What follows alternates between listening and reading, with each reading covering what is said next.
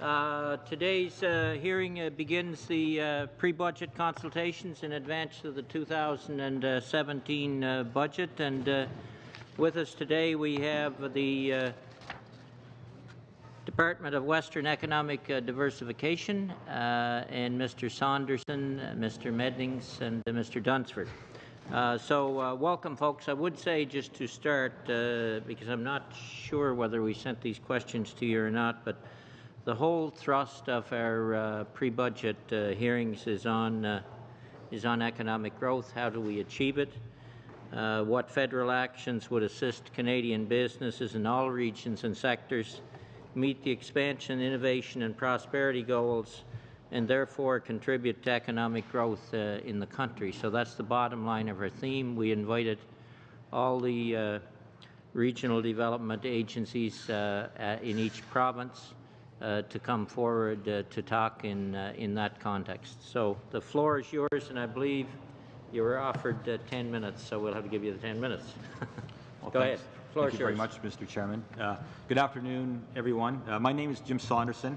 I'm Western Economic Diversification's Assistant Deputy Minister for the Alberta region, and I'm accompanied today by James Mednings, our Assistant Deputy Minister for Policy and Strategic Direction, based here in Ottawa, and Ryan Dunford, the Acting Director General of Policy, also from Edmonton, along with myself. J'aimerais remercier le comité. I would like to thank the committee for the invitation to speak with you today, and as the first representative from my department to appear, I would like to provide you with a very brief overview of our department. WD, as we like to call it, was established in 1987 and has a mandate to contribute to the development and diversification of the economy in Western Canada. We are headquartered in Edmonton and have a presence in each of the 4 Western provinces, and this allows us to build strong relationships on the ground with provincial governments, industry, not-for-profit, Indigenous organizations, and academia. The department has 4 priorities. I'll come back to them later on: innovation, trade and investment, Indigenous economic growth, and federal defence procurement. To address these priorities, we have 3 main programs. First, the Western Innovation Program, which provides repayable contributions to for-profit companies to help them commercialize new technologies. Secondly, the Western Diversification Program, that provides non-repayable contributions to not-for-profit organizations, including post-secondary institutions, to invest in projects that support our priorities. Thirdly, what we call the Western Canada Business Service Network, that includes 100 nonprofit organizations that provide services and loans to small businesses across the West. And of course, we deliver the Western component of national programs when asked to, including the Canada 150 program to celebrate the sesquicentennial of Confederation next year. Cependant, le but de ma visite aujourd'hui. But today I'm here to speak to you about the Alberta economy. After many years of strong economic growth, the environment in Alberta has changed dramatically. Between the 2008 recession and 2014, Alberta's economy grew by nearly 20%, more than double the national average. 2 million, just behind BC in size, and despite the recession, the provincial GDP is the 3rd largest in Canada, behind Quebec and Ontario. Of course, as we all know, the Alberta economy is dominated by the oil and gas sector. It makes up about 27% of our GDP. However, energy prices have dropped from a high of $107 American per barrel in June of 2014 into the mid-40s today. This has caused the Alberta economy to decline by approximately 3.7% in 2015, and it's expected to decline another 2.7% in the current year, 2016. This will be the first time that the Alberta economy will have contracted 2 years in a row since 1982. Unemployment rates and employment insurance claims are on the rise, while capital investments are in decline. The unemployment rate in Alberta is currently at 8.4%. This is above the national average and is roughly double the level that we were experiencing 2 years ago. And of course, capital investment in the oil and gas sector has declined by the substantial amount of $50 billion annually between 2014 and 2016. So, of course, the results in 2016 have been exacerbated by the wildfires in Fort McMurray, which caused significant damage to the city and resulted in a reduction of approximately 40 million barrels of oil production when the plants were shut down for safety reasons. The impact of these wildfires on Alberta's GDP will result in a reduction of about 0.6% in 2016, but in 2017, the forecasts are suggesting that the GDP will be about 1% higher than it would otherwise be as the rebuilding efforts begin in earnest. Toutefois, le tableau n'est pas entièrement sombre. But all is not bleak. The fluctuation in global prices is not a new experience for the energy industry. And most analysts expect oil prices to slowly recover over the next year or so.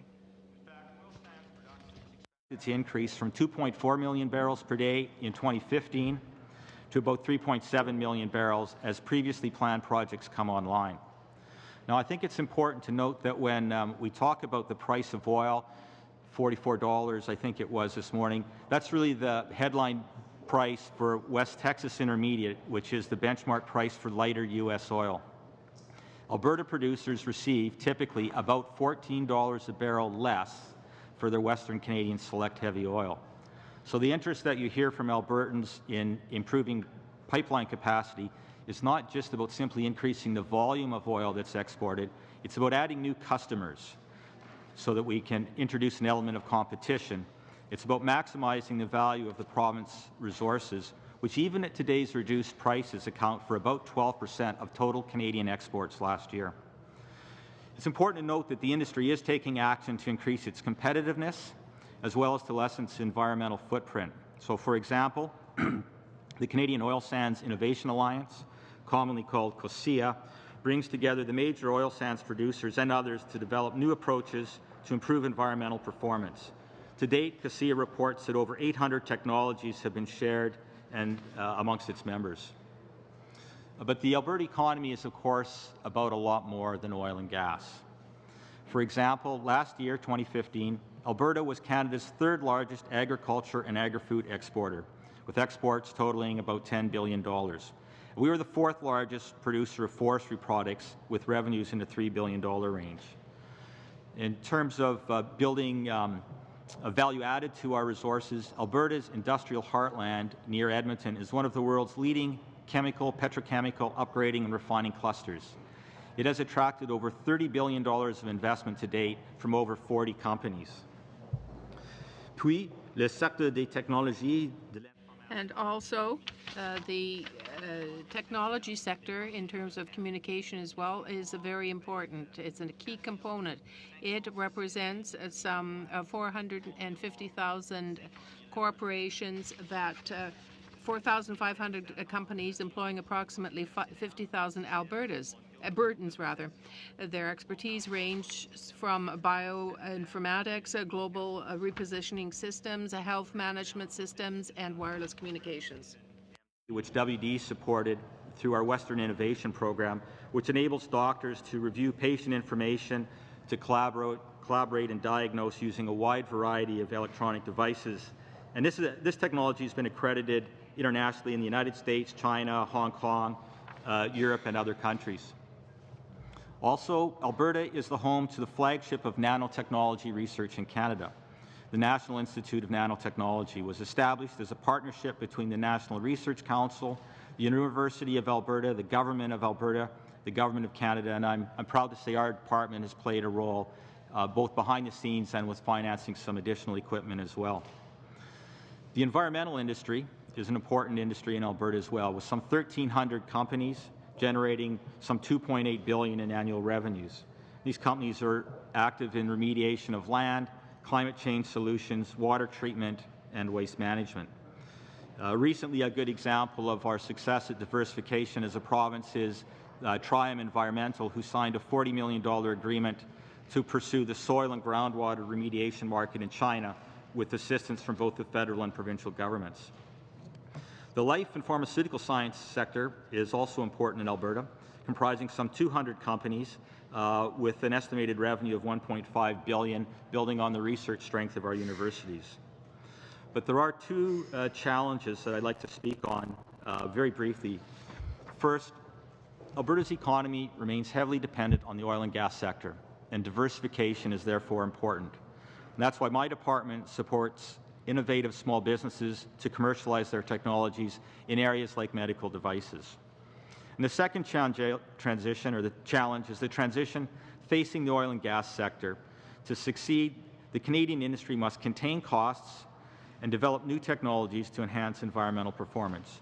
And again, an example of my department's involvement is some assistance that we've given to COSIA to bring the oil industry together with the very vibrant clean tech sector in British Columbia. Alberta is fortunate to have a young and growing Indigenous population. Approximately 6% of Albertans are Indigenous peoples. That comprises about 15% of the total Indigenous population in Canada. And it's important to note that Indigenous owned and operated businesses have played a vital role in growing Alberta's economy, including in the development of the oil sands. Alberta has a strong entrepreneurial spirit and the potential to grow by expanding the range of value-added products, increasing access to capital, and supporting entry into global markets. The new innovation agenda being spearheaded by the Minister of Innovation, Science and Economic Development will support these opportunities. So in conclusion, it is expected that the Alberta economy will begin to recover in 2017. Continued support and coordination from all orders of government will enable Alberta's businesses and communities to diversify and grow, and I think my department can play a key role in this respect. Monsieur le Président, j'aimerais vous remercier. Thank you, Mr. Chairman. I want to thank you in particular and all the committee for this opportunity to speak to you this afternoon. And certainly my colleagues would be very happy to take any questions you might have. Thank you very much, Mr. Saunderson. We have, I had a note going through here. We talked about the Alberta discount in terms of the oil price a number of times around in previous hearings. So then starting with the round of questions, Mr. McKinnon, 7 minutes. Merci, Monsieur le Président. Thank you, gentlemen, for being with us today.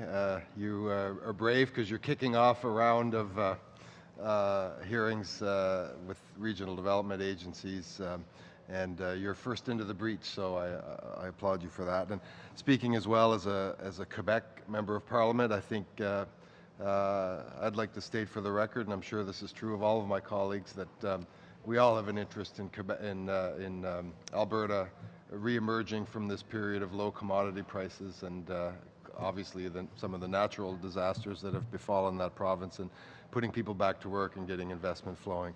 And thank you in advance for your role in helping get that done. As the chairman pointed out, part of the challenge that we have through these pre-budget consultations and with regional development agencies is finding ways where we can help the Canadian economy to grow, help it to find innovation, perhaps return back to the roots or the original intent of regional development agencies, which is to apply a bit of a local touch to a national conundrum of productivity enhancements, of innovation, and of diversifying the economy. So I guess my first question would be a bit of a retrospective one. And you know, we went through a pretty sustained period of investment, relatively high commodity prices, notwithstanding the famous Alberta discount. If you had that period to do over again, what are the kinds of things that should have been occurring in Alberta through that cycle of high commodity prices that would have altered the trajectory that we're seeing today? Well, it's a fascinating question. Thank you for that. And of course, what could or should have been done. I guess I can't help reflecting on an old bumper sticker from a previous oil bust. And this is actually the fourth in my lifetime where oil prices have declined by more than 50%. Something to the effect of, "Please, Lord, give me another oil boom. I promise not to this one away." I thought you were going to say the one about Eastern people freezing, or no? No, my wife would never forgive me if I went anywhere near that. She's a Sudbury girl. So I think you can, it's an interesting kind of question to go back and talk about what activities should have been done, both by the provincial government and I suppose at the federal level and even municipal levels as well. What I can say, and I've been with the department not quite since its inception, but for over 25 years now, is I think we've pretty much been on the right track. Diversifying an economy like Alberta's is not easy. The weight of oil and gas, particularly when prices are high, is immense. As I said, it's 27% of GDP now. It was 35% if you go back into the 1980s. And it attracts people with high wages, it attracts capital with high rates of return, and it's kind of hard to compete against. So I think it's maybe credit to the government for having a series of governments, to be fair, having stuck with our department it'll be 30 years next August will be our 30th anniversary, to continually keep the effort to work towards diversification, to help companies to commercialize their new technologies. Our language has changed a little bit over the time, but the emphasis hasn't. The importance of Indigenous peoples demographically in the West, over 50% of Aboriginal or Indigenous peoples live in the opportunities for Indigenous peoples to participate more fully in the economy forward throughout that period of time. So I don't, it's interesting to go back and look, but I think what's required is, in partly what's taken, is a long-term perspective of consistently applying, even if it's a fairly small force on an object. I sometimes think of, though I don't know if this is true or not, but I always think in images of kind of an asteroid coming towards Earth. And so that's like the economy of Western Canada, hundreds of millions, billions of dollars. And you're trying to adjust its trajectory with, albeit relatively small amounts. If you apply them consistently over a period of time, I think you can adjust that trajectory at least a little bit. And I think when I look back over my career, I think we've had some success at doing that. So in your presentation, you do identify a couple of sectors, clean tech, petrochemicals, greater inclusion of Indigenous peoples in the workforce, growing the workforce, I take it through better engagement with Indigenous people, but all seem to revolve around that asteroid, to use your metaphor.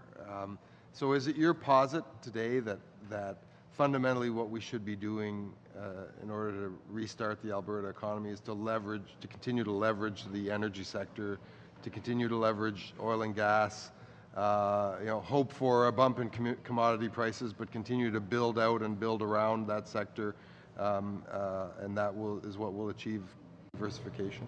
Yeah, I think we need a double approach, a twofold approach. One, the oil and gas sector is 27% of Alberta's economy, so to ignore it, to me, would not make sense.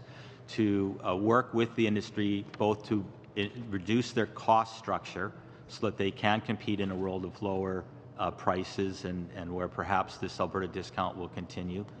To reduce their environmental imprint, because that's important to all of us on this planet, but also to go beyond oil and gas. There is no one industry that is going to replace 20% of the GDP in probably any economy.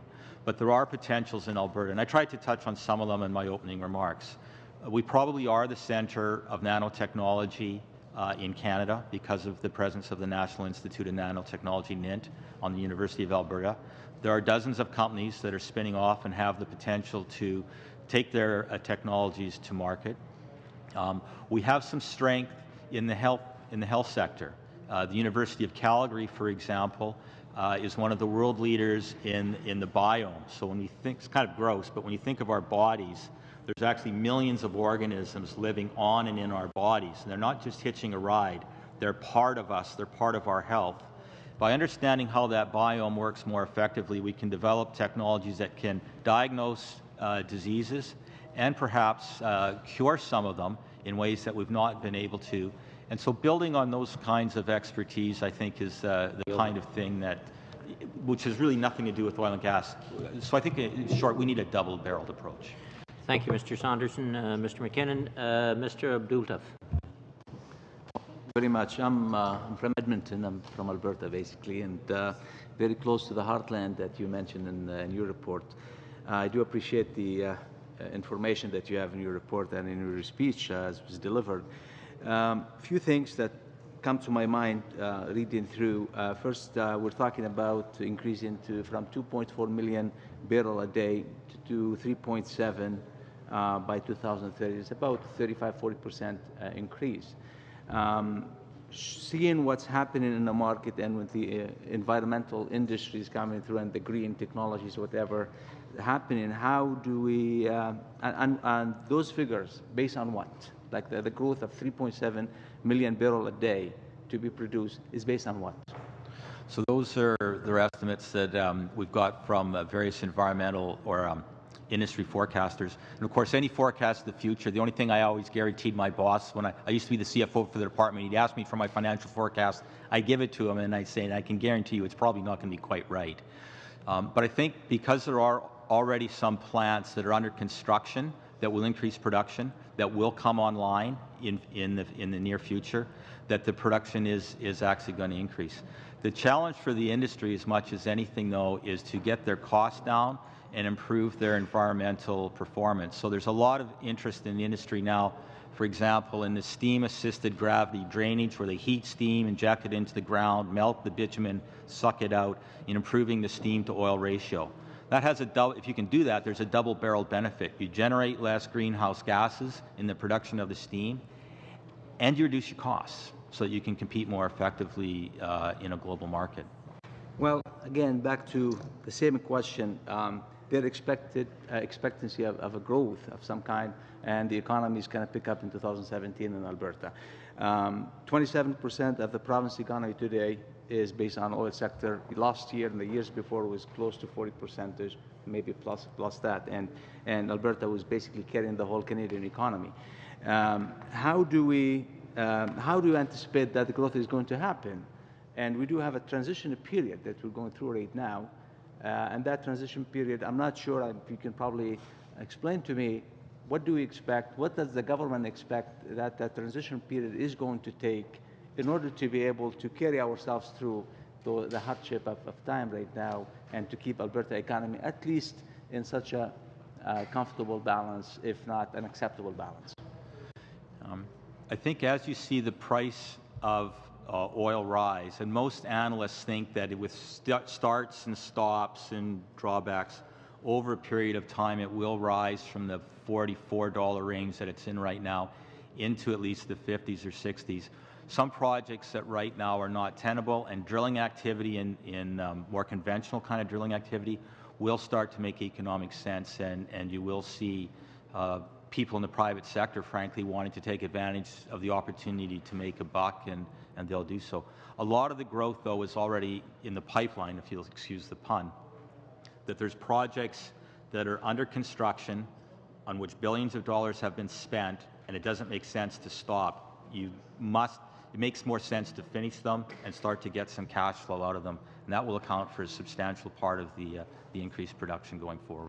Okay, knowing that we know Saudi Arabia have been increasing their production just to cover or to recover the income or the revenue due to the drop of oil pricing. We want to do the same. We have to do the same. We have to get our oil out. So pipeline is mandatory. It's very important for Alberta. Is there a plans there? Is there an intention? You think that this is going to happen at any time soon? Well, there's three major pipelines that would get Western Canadian oil to Tidewater on the table right now, and I think over the next few weeks and months we'll find out what their fate is going to be. We're seeing already some oil shipments increasing by use of rail, and the potential for that is there to increase as well if pipelines are not in place. But there's no doubt that, and any growth in pipelines has to be balanced against the environmental and social implications that go along with those pipelines. And I understand that the Prime Minister's asked the Minister of Natural Resources to look at the National Energy Board and to modernize the National Energy Board, and we'll see where that leads us in the future towards perhaps a different kind of regulatory regime in which Canadians will have even greater confidence. That starts to be a little bit outside of my department's mandate. Of course, we're not a regulatory department. We have a different role. One final question. I have see a little mention of agriculture. does the government see that the agriculture could be an area where the economy can pick up and balance itself through in the absence of oil industry and the weaknesses in that area? Yeah, well, Mr. Chairman, I'd really like to thank the member for that particular question. I think the agriculture industry has a lot of potential in the future. Even in a dot-com economy, people are still going to want to eat. Western Canada and Alberta produce high-quality food. We have the potential to add more value to it before we ship it. One of the projects, for example, that we supported jointly with the Department of Agriculture was an investment of about $3 million, if my memory is right, in the Canada Beef Centre in Calgary, where they've brought in already, I think, over about 3 dozen international groups to come and see how beef is grown and prepared in Canada and how to prepare it back home, with an idea of making Canadian beef the dish of choice when you have your in-laws in for dinner in Korea or China. And these report sales in excess of $100 million, at least partly attributed to this kind of investment. So I agree completely that there is a lot of potential to further explore and expand food and agri-food shipments out of Alberta and indeed all of Western Canada. Thank you both. Yeah, I believe that Beef Centre is based on the Canadian International Grains Institute model that operates out of Winnipeg for the pasta industry and grains industry. Mr. Caron. Merci beaucoup et merci à Thank you. I'd like to thank our representatives from the Department of Western Economic Diversification. I'd like to, first of all, put a fairly simple question. There's been lots of reference to gas oil. Quebec is supposed to be the greatest producer of wind energy, and I have often corrected people when they say this because it's in Alberta. Because in your presentation you haven't really talked about the expansion of research and development and the export of renewable energy in Alberta, when Alberta is in fact considered to be a leader in the development of renewable energy. I'd like to know what type of involvement you see in the part of the government in the coming year or the next 5 years, particularly when it comes to developments in Alberta. Thank you for your question. I think that there's a great deal of potential in increasing the production of renewable energy in Alberta. Has committed to winding down our coal-fired power plants, which right now produce the majority of electricity in Alberta. Those plants will be replaced by a mix of gas-fired electricity, which is much cleaner than coal, and 30% renewables is their plan. And I think if you've ever been to southern Alberta, where I grew up, there's no shortage of wind or sun for that matter, and there definitely is some potential for that. And one of the projects that our department is looking at is something that we're really quite proud of in Edmonton, which is taking municipal garbage, and converting it into usable fuel products and ethanol and methanol. So I think there is indeed a lot of potential in Alberta for that kind of development. Ce qu'on appelle la biométhanisation. Excusez? Ce qu'on appelle la biométhanisation. What is referred to as biomethanization. I'd like to know whether you have other types of projects that you were involved in that can be helpful in bringing Alberta to greater diversification.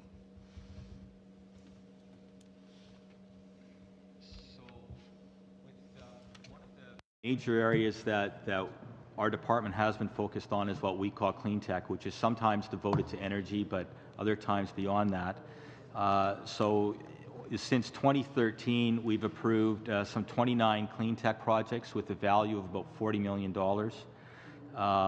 really looking at making a great difference in the environment here in Alberta. And most of these products as well also have the potential for export.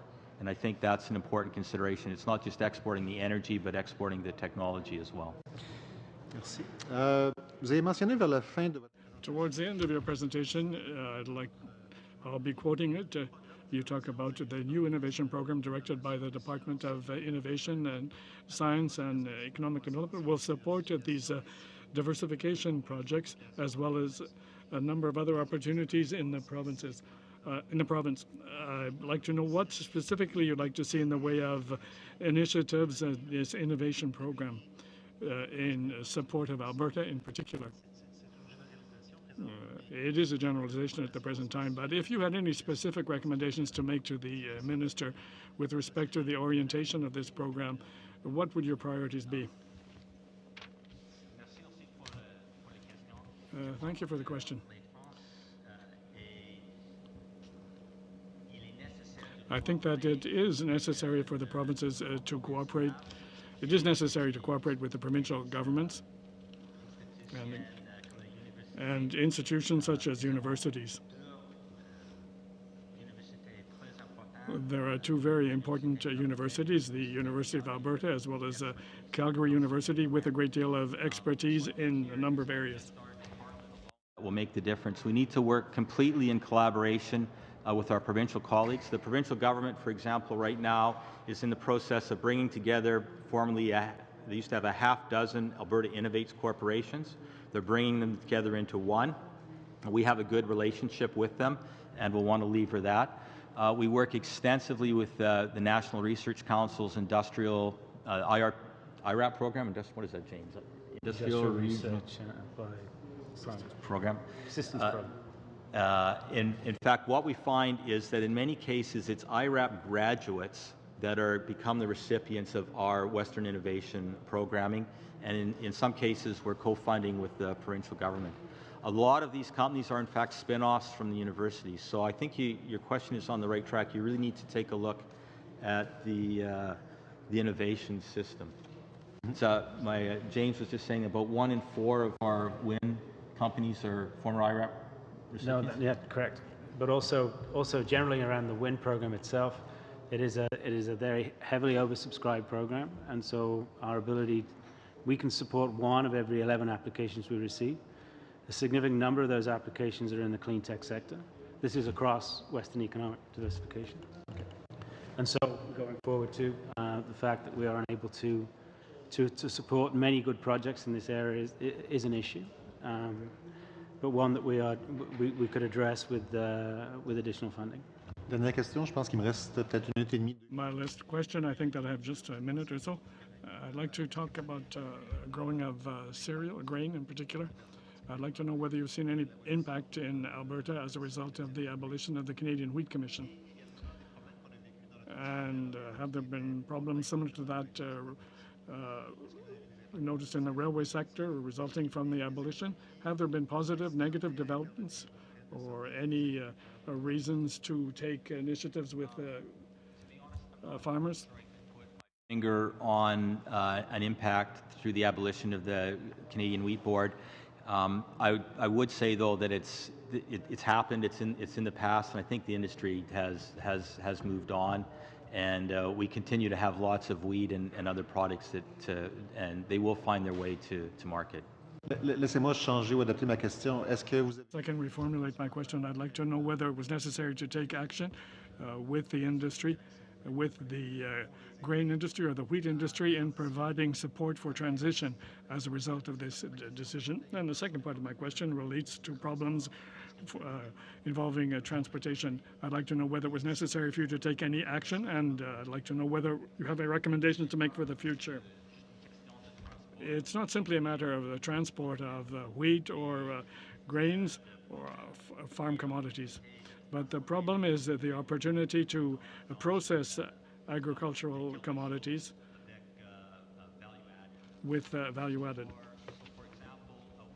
Projects that we were involved in recently, well, in this case it wasn't human food, it's pet food, which has got like a $96 billion a year global market. To bring some equipment into the University of Alberta that small companies can use to make test runs of their food products, equipment that they could not otherwise afford to do, prove that they've got their technology right, that they can make this kind of pet food, get it into market, test it in market, and then, having done that, raise the capital privately to move forward. So I really do think the future is more value added and not just hopper cars of grain going to the coast. Yeah. Thank you both, Mr. Ouellette. We're a minute Thank you, over. Mr. Chair, and thank you, Mr. Saunderson, for coming here today. I very much appreciate it. I was just wondering how many Indigenous companies have been founded in the last few years by Western Economic Development Canada, Alberta, and if you could, how many companies? Sure. So most of our work in the Indigenous community has not been with direct assistance to companies, but the community is a really important part of the equation. So maybe 3 examples of projects that we have funded, recognizing that when Indigenous peoples have the same opportunities as other Canadians, and particularly through education and training, they succeed as other Canadians do. One of my favorite examples is an organization called Women Building Future, which works with women, but about 20% of whom are Indigenous women, and provides them the training that enables them to succeed in the construction sector, which is the 2nd largest sector in the Alberta economy. I always, when I think of this example, think back of we did an announcement there of some funding, and a construction foreman who probably kind of more or less met your stereotype of an Alberta construction foreman. So really then, how many companies have been founded, or how many companies have been started by Western Economic Development Canada, Alberta? So our assistance to Indigenous companies is provided mostly indirectly, if you want directly. So the Canada Business Network, the Business Link in Edmonton, provides assistance to thousands of companies. I don't know, Ryan, if you can find the number for the jobs were created in Indigenous communities over that time, I guess, let's say the last 5 years? So we've supported 10 Indigenous economic growth projects, not just in Alberta, but since 2013, with about $13 million worth of investment. A lot of those projects have been focused on skills and trades, and I believe that the number is around about 750 skilled or trade jobs have been created in Indigenous communities across Western Canada. So 10 projects since 2013, but how many of those jobs still exist today? Because if you're training someone for skills and trades which don't exist anymore, I kind of see a problem anyways in that. So you say you've mentioned you offer services for Indigenous peoples, but Those jobs still exist, to your knowledge, today? Once those skills are attained, they can certainly move around other fields where the skill... We don't have numbers on how many of those jobs are still, but as you said, I mean, these projects are helping to train people in sort of large vehicle work that's, without no pun, but is actually mobile. So we would expect and hope that people trained in these programs, in these skills programs, would have the ability to find work in areas where, outside of Alberta, if they've been impacted by the oil price issue. Okay. Sorry. I was just wondering if you could also supply information on the makeup, for instance, if it's Métis, First Nations, or non-status. And I guess my main question then, from what I hear, is I was just wondering what actually stops investment in Indigenous communities. So what's impeding Western development from getting into these communities and actually creating jobs, like companies that actually produce something and are able to export it to Taiwan or China or South America or something? It's probably the biggest success that we have at directly creating jobs, or if you'll forgive me, it's actually indirectly, is through our support of the Community Futures Corporation. So there's 90, they're all separately incorporated, not-for-profit organizations in the rural parts of Western Canada. 7 of them deal exclusively with Indigenous peoples. In Alberta, it's the Treaty 7 Community Futures, and it does deal exclusively with the First Nations people who are members of the Treaty 7 First Nations. I don't have the figures for them right at hand. My colleague might be able to find, but we could certainly provide you later on with the number of loans that each of these Community Futures corporations have made, all of which would account for the creation of a new company owned by an Indigenous operator, and with a certain number of jobs created that would, obviously vary a little bit from company to company. But I was just wondering what actually stops investment. Like what is that? Because I hear a lot of training programs. I always hear about training programs. We're always training Aboriginal people in this country for something. New jobs. We're always trying to set up a new education system somewhere. I used to do it at the University of Manitoba. I was just like, what's actually impeding you, or do they come to see you with saying, like, we need $2 million and this is our project, or this is something we'd like to do? We'd like to set up a cattle industry or a company, or I don't know, like what actually impedes that from occurring? Well, it's a good question. And there are, of course, a number of organizations out there, Aboriginal financial corporations. I've touched on the Community Futures. There are others that are active in Alberta, like Apita Gosen, that works with the Métis people, and the Alberta Indian Investment Corporation. I think there's 4 or 5 of them across the province that are capitalized and specifically make loans to their various client groups. The best example I have of us directly working, and I have to admit it's a British Columbia example, but I kind of like it, was to take advantage of the opportunities for Indigenous tourism, where a number of the First Nations in British Columbia, who are operators of various kind of tourist attractions, have banded together and created a marketing package to sell this as an experience to international visitors, to attract them to Canada. So that's actually good for those First Nations, and in fact good for Canada's balance of payments. And I think there's opportunities for more of those kinds of activities. Mr. Leipert. Thank you, gentlemen. Mr. Saunderson, for your optimistic view in 2017 of Alberta. My home province, I'm afraid I don't share your optimism, and I'll bet you a steak dinner next year this time when you're back. I think 2017 is going to be a more difficult year than 2016 was. You didn't really touch on construction. There's still a fair bit of construction happening in Alberta. I think about the major oil sands plant of Suncor still under construction, done in 2017. Northwest Upgrader, 5,000 people, done in early 2018. 7 buildings still going up in downtown Calgary. They're done in 2017. The arena project in Edmonton is done, with the fact that there's still a building going up next to it, done in 2017. I think it's going to be a horrible year for construction activity going 17, 18, 19. There's just nothing on the drawing board. So I think it's going to be a tough year. Then we layer on top of that a carbon tax on January 1st, as you mentioned, winding down coal, increase in minimum wage to $15, and all of this predicated on the fact that even if a pipeline is approved this fall, which we all have high doubts that it will be, that construction is not going to start and return any sort of economic return to the province in 2017. I know a year ago they were predicting oil was going to be $60 by the end of 2016. Here we are fighting like hell to get back to 45. I think 2017 is going to be very, very difficult in Alberta, and the unemployment rate will hit close to double-digit numbers. So we'll see who buys the steak dinner next year, but I appreciate your optimism.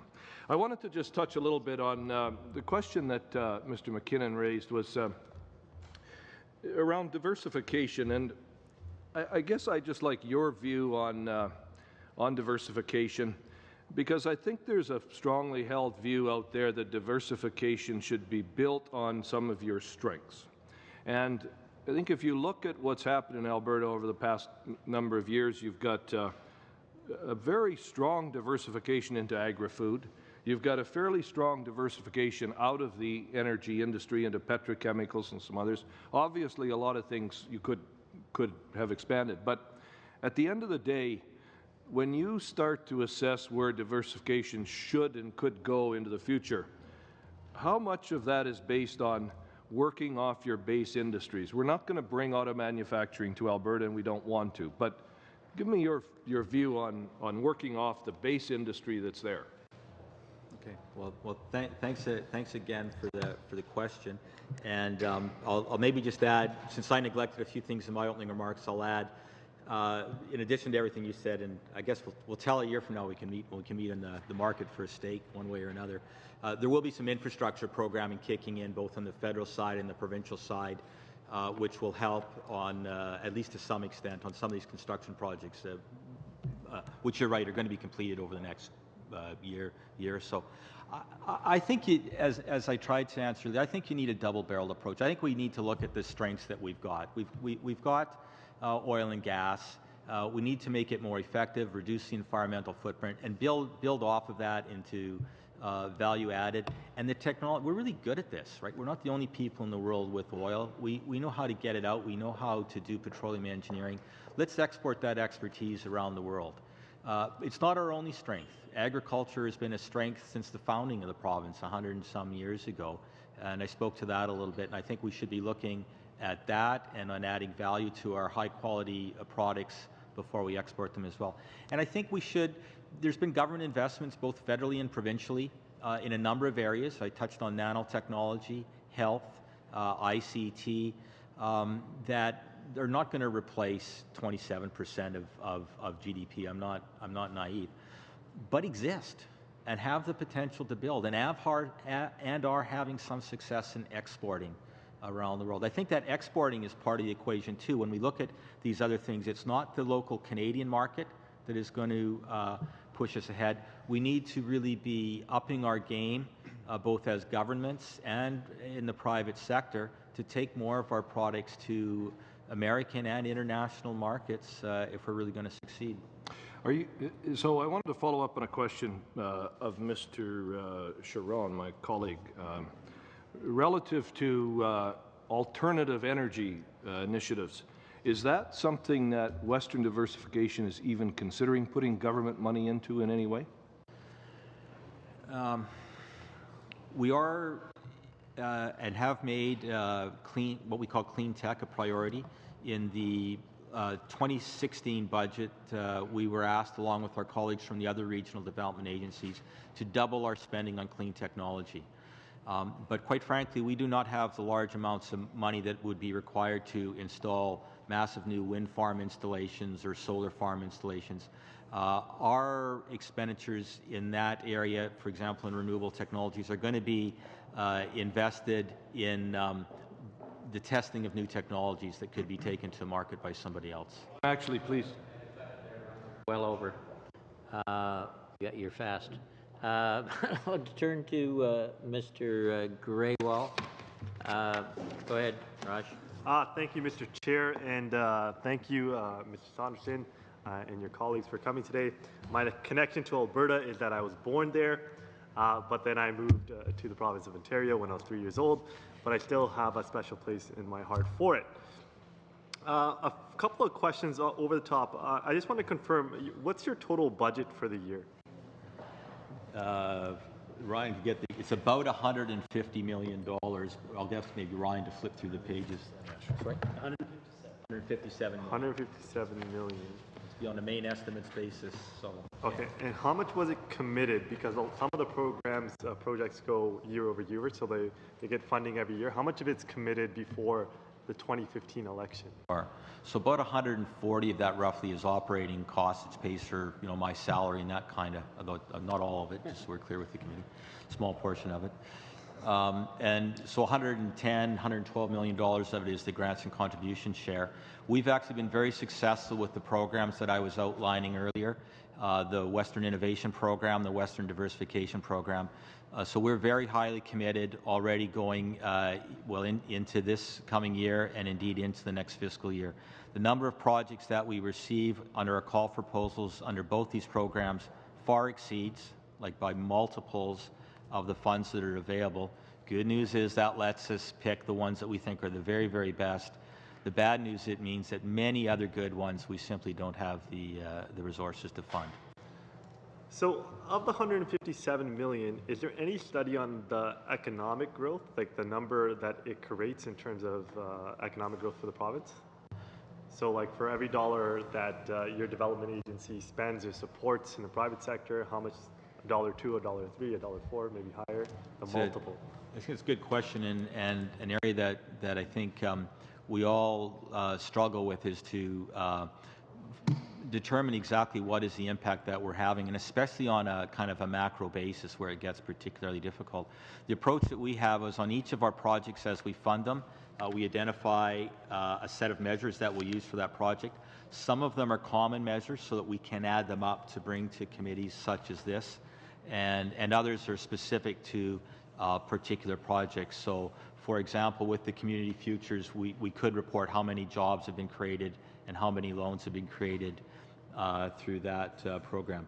And I think my friend Ryan may have a couple of numbers here that I could share with you. So just for way of example, I've talked a little bit in response to an earlier question about the importance of increasing international trade and exports by small businesses. So we reported, I guess it'll be for this year, fourth quarter of last year, some $60 million of new trade opportunities that were created by our companies.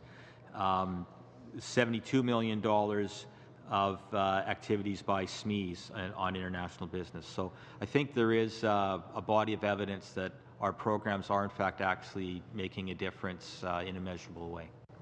Okay, I would highly recommend that there be a lot of emphasis on tracking the data or implementing standardized numbers for ensure that there's a return on investment, because that encourages the government to keep supporting the development agencies and in my humble opinion, asking for more money or making the business case to ask Parliament for more money so that we can have these regional development agencies.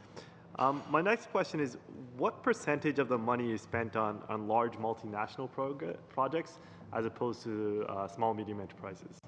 Sure. Well, just for what it's worth, Mr. Chairman, I would like to agree completely with the member on the importance of tracking these measurable outcomes. I recall a conversation recently with a vice president of one of the post-secondary academic institutions I was touting in Alberta recently, which we were absolutely agreeing on that. We had attached a great deal of precision to the finances, so if you'd asked where each dollar went, we can tell you. Why can't we have the same kind of level of confidence when we're talking about these measurable outcomes? No, I forgot the actual question in my rant there. The question was, what percentage of the money is spent on large multinationals versus small, medium enterprises? Our Western Innovation Program, which is maybe roughly a third of our budget, goes entirely to small businesses. Large companies are not eligible. In fact, most of the companies that get it have 50 or fewer employees. Our nonprofit sector, of course, most of it, if you look, it goes to the post-secondary institutions, to industry associations, and roughly a third goes to that service network that was I speaking about earlier, which are 100 small local nonprofit organizations, and all of their work is with small companies. Now, that's not to mean that we don't try to work with small companies to get them into the supply chains for bigger companies, because we do. In the defense sector, in the oil and gas sector, but our focus is really on small business. Thank you. I have to cut you there, Raj. Mr. McCullman. And this will be the last questions. Thank you, Chair. And thank you for coming here today.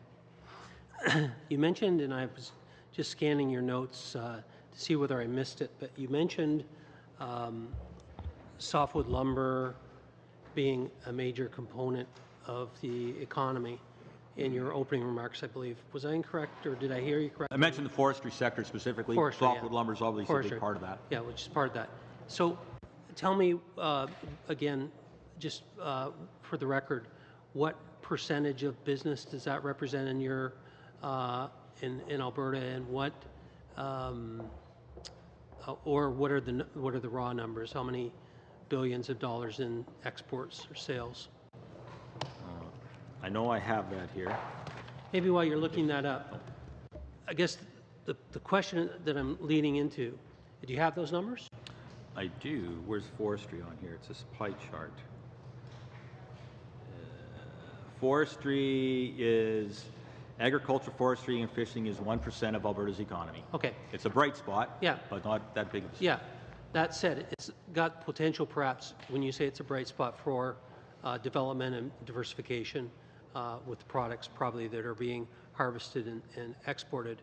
So my question is, that being the case, how important is a softwood lumber deal with the United States in terms of making sure that we maintain that export capability for our forestry industries?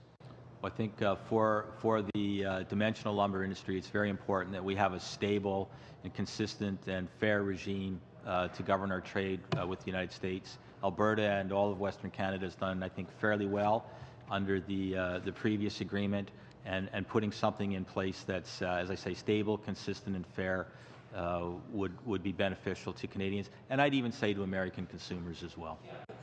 Agreed, because the more competition, the better, frankly, in the United States, and where they might select our products over other imports that they get.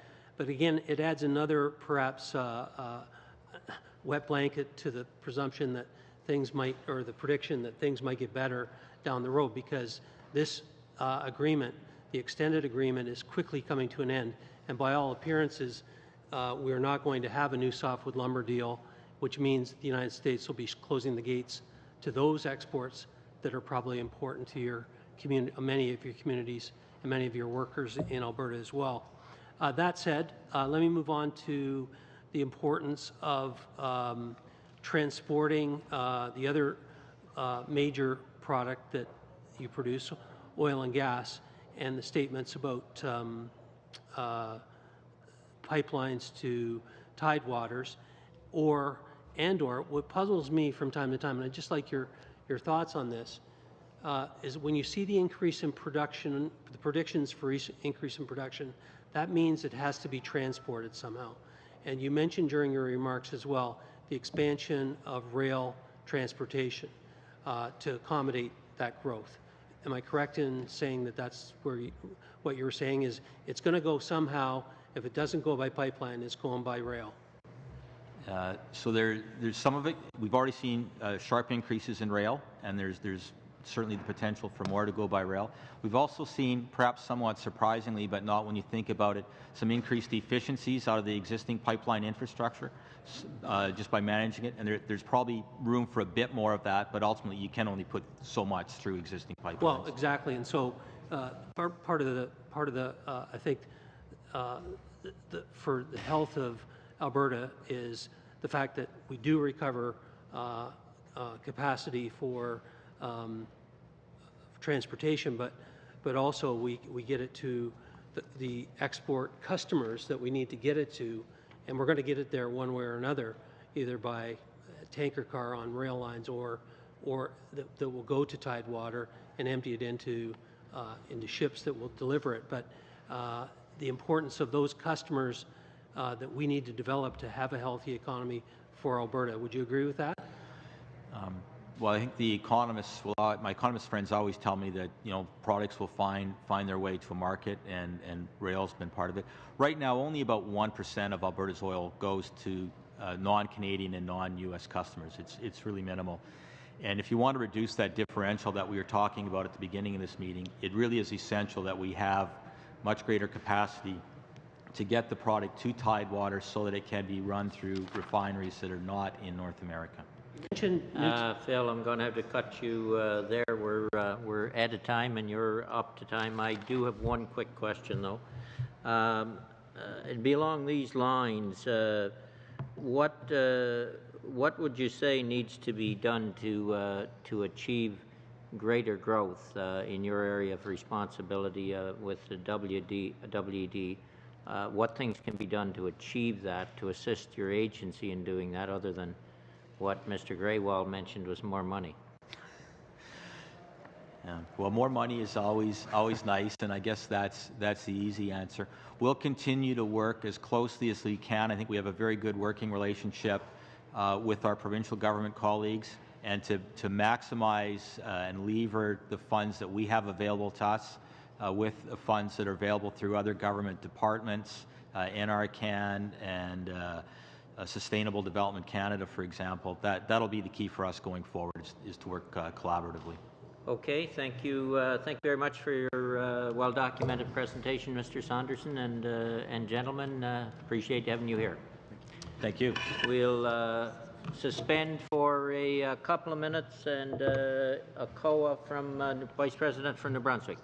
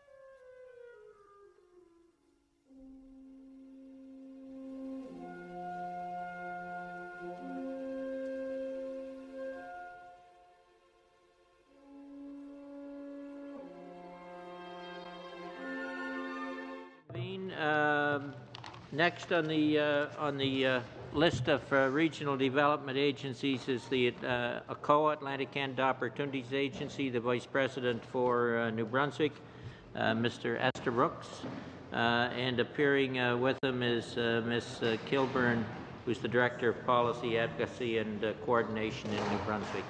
Welcome. I understand you have a presentation, and as you already know, this committee is doing pre-budget consultations on economic growth.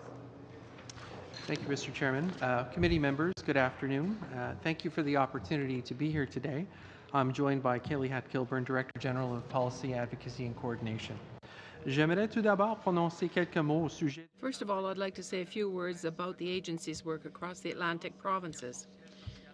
Headquartered in Moncton, ACOA has an office in each capital, 23 field offices throughout the region, and an office in Ottawa. To help businesses grow, innovate, and export so they can create quality jobs in vibrant communities. We do this in three key ways: supporting business with a focus on innovation, supporting infrastructure to enable economic growth and to build on the strength of our communities, and representing the region's interests in policy development and coordinating with partners. In undertaking these efforts, ACOA is supported by three core programs. The Business Development Program helps businesses improve their competitiveness with an emphasis on strengthening innovation, improving productivity, and boosting international business development. The Atlantic Innovation Fund encourages partnerships among private sector firms, universities, colleges, and research institutes to develop and commercialize products and services. And the Innovative Communities Fund invests in strategic projects that build on the strengths of Atlantic Canada's communities. It provides assistance to support sustainable economic growth. ACOA's programming is aligned with the government's commitments on innovation, high-growth firms, clean technology, and inclusive economic development. The agency is working to achieve commitments outlined in Budget 2016.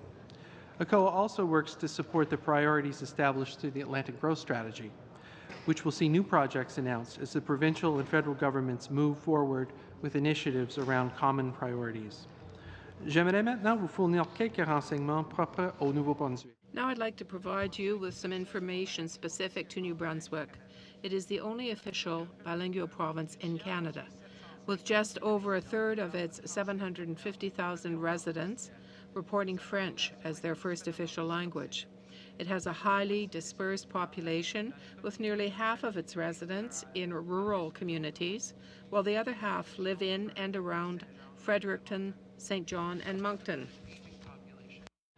And a shrinking labor force, 89,000 fewer people under 45, in fact, than it had in 2000. This has challenged businesses to access the skilled labor they need to grow. It is within this dynamic and complex environment that ACOA operates every day. The province's abundant resources have long supported traditional industries and value-added manufacturers in forestry, fisheries, and agriculture. Indeed, the province is home to global companies in these fields, including McCain Foods and J.D. Irving Limited. As one of the most export-intensive provinces in the country, ACOA is placing an important focus on supporting the global competitiveness of New Brunswick's exporters by helping them to innovate, improve productivity, and expand into new markets. ACOA investments in research and development are helping to identify new products for global markets, including new novel uses for our abundant natural resources. For example, ACOA's support has enabled Coastal Zones Research Institute to work with Fish Processing Company to develop a value-added product from shrimp processing waste, an oil that can be used as a feed supplement, and the company is working with its partners to take this new product to market. In recent years, the province's knowledge sectors have become important growth contributors. New Brunswick has a strong track record for developing globally competitive technologies that have attracted the investment of international firms like IBM, Siemens, and Salesforce.com. Radian 6 is often noted as a New Brunswick success story. ACOA was instrumental in supporting the early growth of this social media monitoring company, which sold to Salesforce.com for a very significant sum, garnering international attention. The resulting wealth injected new venture capital into the startup ecosystem while also retaining the company as an important employer in the region. L'écosystème des jeunes entreprises du Nouveau-Brunswick prend de l'ampleur. The New Brunswick's startup ecosystem is emerging as an important strength for the province, anchored by a dynamic incubator, also dynamic accelerators and research institutions, including UNB, which was recently recognized by Startup Canada as the country's most entrepreneurial university. ACOA is an important supporter of this ecosystem and of the services they provide to promising new companies.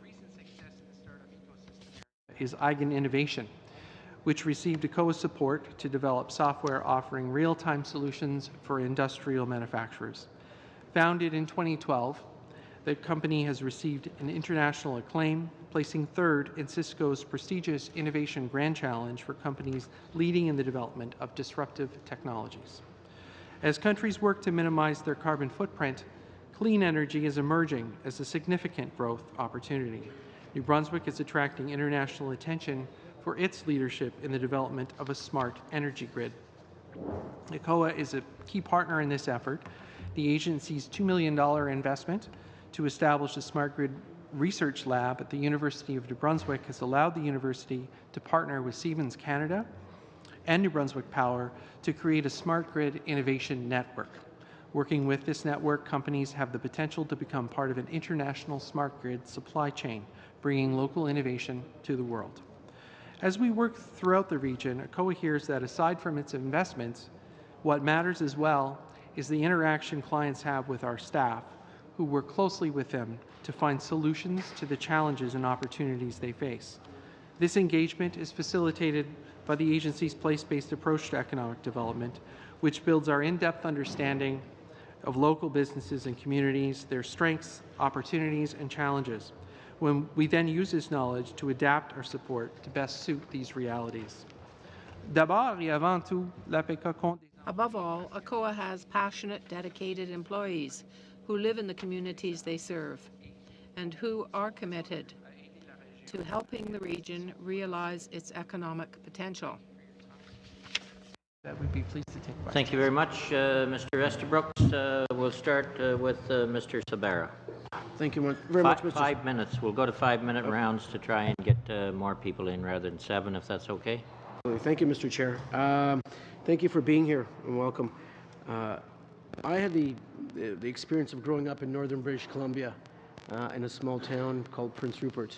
And I worked at a pulp mill in high school, and pulp mill is no longer there. It shut down. It was actually owned by a company by the name of Repap Industry, which was from Miramichi, New Brunswick. I also worked at George Petty, that's correct. I also had the enjoyment of working at a fish processing plant another 2 summers, and the fish processing plant is no longer there. So I do recognize the transition that's gone on in both the economies in eastern Canada, but also the economy in northern British Columbia and many small towns across Canada. The situation faced by New Brunswick and much of eastern Canada in terms of a shrinking labour force is one that our government is well aware of and addressing. My question is, in your support of SMEs specifically, and the ability to attract talent back to New Brunswick, can you kind of comment on successes that you've seen? Because it's with a shrinking labour force, and we know in Canada we have more people over 65 than below 15. The ability to attract talent to an area is important. So I was wondering if you can highlight and touch on that area, please. From our perspective, it's a two-pronged problem. With respect to the mandate of ACOA, which is to build and improve the state of SMEs and improve their ability to grow, first and foremost, we believe talent will come to jobs. So if we have strong SMEs that are globally competitive, that are productive, and that see sales growth, we will be able to attract individuals to fill those jobs. Beyond that as well, though, immigration fills we see an increasingly important role in terms of developing and building up the labor force within the province. Through the Atlantic Growth Strategy, which is something that we recently announced, a pilot has recently been started in collaboration with the provinces of the Atlantic, as well as the federal government departments that are mandated for immigration and skills development. We've seen a pilot launch whereby the target is to attract some additional 2,000 primary immigrants into the region to fill very specific niche skills that's driven by business and identified by business as being required. So we're hopeful that this pilot we'll see some returns on that, and we'll be able to build from the experience of that going forward. Okay. How much time do I have left? Yep, one more question. Okay. And my final question, in terms of tangibles and in terms of successes, you think you're staffed at this point to where you feel confident that you can continue to hit some singles and doubles? If I can use a sports analogy, is there more requirements that you need from the federal government, or et cetera? At the present time, our programs are fully subscribed. We feel very confident that the investments that we make are sound. There are, from our perspective, in New Brunswick at least, I haven't seen any very important projects that have come by that we wouldn't have the ability to have funded. So from that perspective, I would say we're properly resourced. Having said that, over the years, the government has seen fit to provide funding to ACO and other RDAs to deliver special niche programs, and we have had some success in delivering these in the past. And so, if I may, we certainly have the capacity to deliver more. If there are additional priorities that the government hopes to achieve, we're there, and we have a presence on the ground to effectively deliver these. Thank you. Thank you both. Turning to Mr. Abultaf. Well, thank you very much. I guess you mentioned that you have the Atlantic Innovation Fund, the Innovative Communities Fund, and then the Business Development Program. I guess all these require budgets. What's your budget? In the New Brunswick region, our annual budget for grants and contributions it fluctuates from year to year. This year it's approximately $70 million. It fluctuates generally between $60 and $70 million per year. About 2/3 of that is directed towards business, and about 1/3 of it is directed towards community development activities. Have you seen any increase to your budget in 2015 budget? We do have some temporary programs, the community SIP 150 program that is aimed at enhancing community infrastructure for various small communities across the country in anticipation of Canada's 150th anniversary. We have some money in our budget that is related to that. That sunsets in March of 2018. In addition, we have, through budget 2014, we saw a top-up to fund a project related to research and development to help stem the risk that spruce budworm may pose to the New Brunswick forest industry. So there are these temporary programs that we are managing in addition to our base budget, which brings us up a little bit this year on the upper end of the $7 million versus the $60 million. Under business development program, you're aiming to improve productivity and to boost international business development. That leads to the question that must be, if the productivity is become improved, is there any gauging or measures there that tells you that you are improving? And if so, in which sectors these improvements are happening to basically bring some of the sectors that or the regions to the acceptable level of economic growth that you would be satisfied to see, or we will be satisfied to see in the nationwide? Thank you. We do measure the impact of our program's performance. The last time we took an extensive look at this was our last 5-year report to Parliament, which ran the period 2008 to 2013. With respect to our macro impact on the economy in the area of labour productivity, we worked with Statistics Canada to identify the firms who have received ACOA assistance versus like firms in like sectors and in like geographies that did not receive ACOA assistance. And the result of that analysis, we can conclude with our friends at Statistics Canada that labour productivity among ACOA-assisted firms was 7.3% higher than it is with non-assisted firms.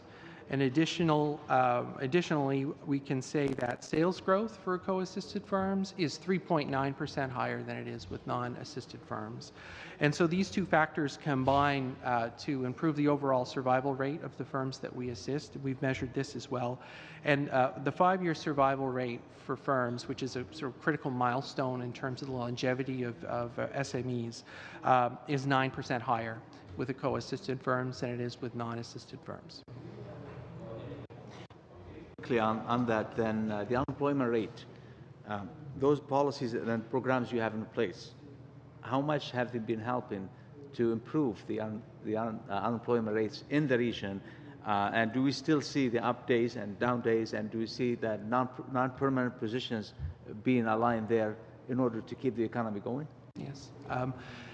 Well, of course, the economy is influenced on a number of factors, not the least of which for New Brunswick was the recession starting in 2008. So there are global factors that impact the economy of New Brunswick. I might also point out that New Brunswick is one of the most export-dependent provinces in the country. So fluctuations in the value of the dollar and things of that nature really have an impact beyond what ACOA can directly do at the firm level of SMEs. Having said that, like I say, we've tracked our performance at the firm level. We're confident that our investments are generating a positive impact at the firm level. But the unemployment rate specifically also has other factors at play. There is a skills mismatch between the individuals who are unemployed within the province and the available jobs that we see in sectors. And it's complicated a little bit more by the seasonality of the employment sometimes. People who are unemployed for part of the year, and opportunities may exist at the same period of the year. So it's not always the individuals that line up with the available jobs. Thank you, Mr. Estabrooks. Mr. Caron, I do have one question I want to bring in here. I know ACOA reasonably well, and I will agree with you that on firms you've operated with, their productivity is better and their contribution to the economy is better. But we've got some real challenges, and the reason I raise this, I'm one of Atlantic Canadians who would love to see my kids come home and work in Atlantic Canada. It's not happening. And when I look at the numbers with ACOA being in place for the last number of years, the aging of the population, our demographics are going the wrong way. We're still having an out-migration of youth. We're not retaining them. Even the immigrants that come in, we don't retain them. As soon as they get to where they're a Canadian citizen or a permanent resident, they go elsewhere on the country. So we have low retention of immigrants. And that's with all the good work you're doing. And the problem on productivity is the lowest productivity in Canada is in Atlantic Canada, and even worse in PEI. I hate to admit. So I guess my question is along these lines. I'm not questioning that ACOA is doing good work. I think you are. But if we do what we've always done, we can expect the results to be the same. So my question to you is, what else do we have to do with ACOA in order to increase productivity, to retain immigrants in the region, to get our kids back home so that they're contributing to our economy and not somewhere else in the world? What's the problem? How do we solve it? I mean, we're going to be making recommendations to the minister, and from my perspective, in terms of ACOA, I'm a strong supporter of ACOA, but I want to see it be able to do the job that needs to be done. I don't like the results at the moment. Thank you, Mr. Chair.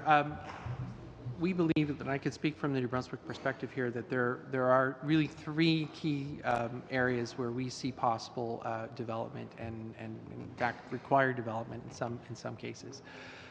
Primarily with respect to value-added resource sectors like agriculture, forestry, and the fishery.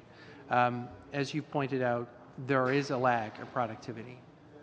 This isn't something that we can let up, though, on, because a lot of the jobs that are associated with value-added resource sectors are in rural New Brunswick, and there are challenges there in maintaining that. So we believe that we need a continued focus on improving productivity and investing in innovation in these firms. We believe that as well. We need to expose these firms to international markets and to open up doors in terms of new sales opportunities and help them develop new products and services for rural New Brunswick. In addition to that, a second area of focus would be in the area of information technology. In New Brunswick, and I alluded to this in my opening remarks, we have a number of success stories in terms of growing ICT firms in New Brunswick. A handful of which, if I add them up, over the past few years have actually sold for, in the deals, the terms of the deals on these are as private, but we do have access to some of the reported information, amounts to over $1 billion of sales. And the important thing to note there is that this wealth that was created from the sale of these firms remains largely in the region, and more importantly, the individuals who grew these firms, who now serve as mentors for the startup ecosystem, are also there. They're investing their capital and they're investing their time. And so ACOA sees that investing in the startup ecosystem, making sure that that's solid, is paying real dividends. And a number of IT firms that we've seen come through the startup ecosystem, as I mentioned in the opening remarks, are garnering international recognition for their work. So the third area that I want to cover, in the last area, really is around clean technologies. As jurisdictions, countries, and economies around the world are moving towards reduced emissions and targets, this is opening up a real opportunity for new business in that sector, new technologies to reduce. And we believe that the Smart Grid Innovation Network is really and the Smart Grid Development Project is really at the forefront of that. It's a very unique opportunity. We have a world player on the part of Siemens there. We have NB Power, fully cooperative, who have provided, they have an end-to-end system that can be mined for data, and there's real opportunities to develop new technologies and new ways of power generation that could be then turned out and sold to utilities around the world. Thank you very much, Mr. Caron. Sorry I took some time there. Merci beaucoup, Monsieur le Président. Thank you, Chairman. I'd like to thank you, our witness, for the presentation. To follow up what was mentioned by my colleague, looking at the answer that you gave to Mr. Easter, when I look at your priority plans for ACOA for the next 10 years, there's going to be a significant decrease in the budget, $308 million,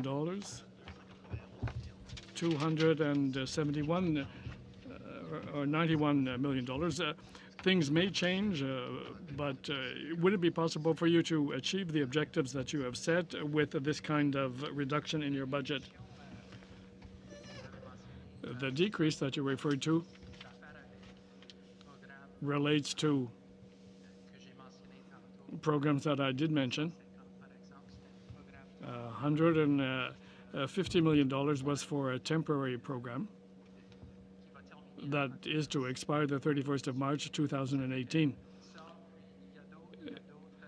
This and another cases that have an impact on our budget are related to temporary programs, but our base budget does remain the same. I see PIC 150 is for community development, $8 million for ACOA. But if we look at business development. I think that this is the main activity of ACOA. We see that it's gone up from 172 to 100. It's gone down from 170 to 160 million. There may be a number of programs that are expiring, but if these programs are not replaced, it remains a fact that the main activity of ACOA will be affected. One of the aspects that does have an impact on our business that I should probably explain to you is that there's an important part of our contributions are for certain businesses. $140 million, for example, is established as the base budget. If we are in a position to attract a greater number of repayments, we are able to invest this money in our budget. And you will see that in this fiscal year, there is a significant element relating to repayment or reimbursement. It's quite probable that this will take place next year. There's a strong probability that there will be reimbursements in addition to the $45 million. This is the reason why it is impossible for me. It's quite possible that we would have the same figure next year. How much time do I have left? 2 minutes? A more general question. I'd like to know whether there have been any changes made to the efficiency of your organization because of the government's centralization efforts. We see, for example, the secretaries of state assigned to the agencies have disappeared, and we see that there has been a centralization within the Department of Science and Economic Development. I'd like to know whether this has any impact on the functioning of ACOA. Whenever a transition occurs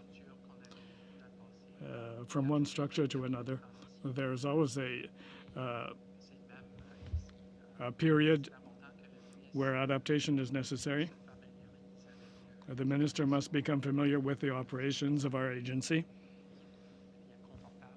and become comfortable with the type of projects that we are dealing with, that we support.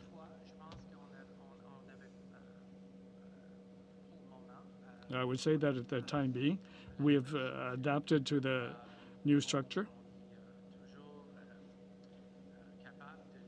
and we are still in a position to deliver our programs and our services to our clients.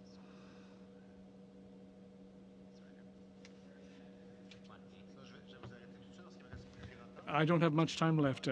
I am the spokesperson for the ACOA, and a number of officials have approached us as saying that they were afraid that the message is being diluted because of the centralized structures, and there was a significant concern about the fact that instead of sending information to the higher-ups about local requirements, there's more of a top-down approach. I'd like you to hear what you have to say about these comments that were made by a number of our officials.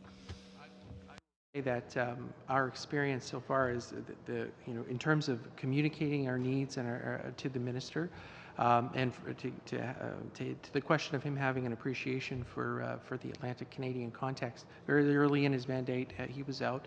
I personally sat at moderated a roundtable. I think he had several roundtables. He's been out several times since, and there's been an opportunity for stakeholders to engage with him firsthand in terms of the challenges and opportunities that exist in the Atlantic. So from that perspective, I feel that that's relatively well in hand. Furthermore, we have the opportunity to brief on a regular basis to the minister on any number of topics that we think are important to the Atlantic region, and as well we are able to put that into context in the projects that get approved and that we recommend for the minister's support, which I must say have largely continued and continued in the same fashion as we are recommending them. Thank you very much, Ms. O'Connell. 5 minutes. Thank you, Mr. Chair. Thank you for coming today. I wanted to ask you in regards to tourism. Tourism in the Atlantic provinces especially the summer, from what we're hearing, has been big. And in terms of New Brunswick, I could just quickly pull up some older stats, but previously, I think 2012, tourism represented 8.6% of the labor force. And I would assume, based on, again, what we've been seeing in the last number of years, that number might even be much higher. So without the current data in front of me, I'm just wondering, is this an area of focus? What are you doing in terms of tourism and that labor market and opportunities there? Okay, thank you. Tourism does represent a very important opportunity, in particular driven by a couple of factors, namely the low Canadian dollar attracts U.S. tourists to the area, and as well the low price of gas, because much of our tourism actually comes from vehicular traffic coming in from outside the region. So those two things combined really paint the picture for opportunities into the future. We work very closely with the province of New Brunswick to develop, they have a tourism department, so they are developing products in the tourism realm that we, again, co-fund with them. The Fundy Trail would be one such asset. There are a number of other examples of assets that we've developed for the province over the years. But what we are struggling a little bit in terms of often when you hear of tourism, our experience is that many people are quick to name Nova Scotia and they're quick to name PEI, and often people are driving through the province of New Brunswick on their way to these sort of icon destinations. And so our challenge is to make sure that we have enough experiential product that really meets the needs of the modern tourist, to attract them and to retain them into New Brunswick for a few more days. Thank you. And just following up on that, I don't know if this is New Brunswick specific, but I understand there is an Atlantic Canada Tourism Partnership. Is that being extended, or what can you tell me more about that? The Pan-Atlantic agreement that we have, it's an agreement struck with the provinces, is actually managed out of our Prince Edward Island office. ACOA, the PEI, the region also has responsibility for tourism generally. My colleague, actually, Mr. Pat Dorsey, will be here later on this afternoon. Ask that question later. So, yeah. Thank you. And then just in regards to, I'm just curious, have there been some surprises, or what sectors are you seeing some of the highest growth that maybe is unexpected or not what you first think about because really your agency is meant to spur growth and diversification and innovation. So what are some of the things that people might not associate with New Brunswick that you're seeing a huge boost in, that we could potentially do more, really make the opportunity kind of go further? Thank you. Certainly in the area of clean technology, what I perhaps neglected to mention before is that we do have world-class research capability at University of New Brunswick in the smart grid area. I might also add, in terms of our assets that we have within the educational institutions across New Brunswick, we have as well world-class leading research in the area of cancer and predictive analytics and medicine that is based on gene therapy. The term is precision medicine, in that there is a science around adapting conventional detection and treatment methodologies around genetics of an individual. That research is coming out of the Atlantic Canada Research Institute. So there's all kinds of applications there that might surprise a number of people in terms of us having that capability. Any other examples that? I can add another one maybe. We have, as Kent mentioned, invested quite a lot in university research capacity, and we're pleasantly surprised to start seeing a lot of spin-offs from that and newer companies starting. And Kent mentioned the importance of supporting the entrepreneurial ecosystem. And UNB has a really leading program called the Technology Management and Entrepreneurship Program. And what that's doing is it's working with some of those technology innovators and pairing them with people that have the business management skills, and in some cases training them to have those business management skills. And so we're starting to see more successful companies come out as a result, because often what you see is the technical innovator is not always the business person. They can in some cases become that, but that partnering along with the mentoring and the training and pathfinding into the rest of the ecosystem is having an important impact. And an example, if I could offer one, would be Smart Skin Technologies. And they actually are a spin-off from University of New Brunswick's biomedical research facility. And this is a group that really leads in innovation around prosthetics.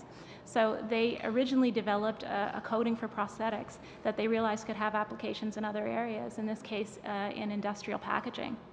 And so this is a company that's now spun off and has gotten international recognition in that field. So kind of a surprising turn. Thank you, Ms. Kilburn. Mr. McCollum, 5 minutes. Thank you, Chair, and thank you for coming. I think you were in the room when we had the first panel, but I'm going to pose the same question to you because you said forestry was one of the more major industries. What percentage of the GDP does that represent? It's broken, I have it here broken into sort of 3 categories, wood pulp, value-added wood, and paper, all 3 of which represent about $1.4 billion out of a total $27 billion. So let me pose the question this way to you. First of all, we've had signals from the Minister of Trade that a softwood lumber deal is not in the cards in terms of any extension of the current agreement and or a new agreement replacing the current agreement.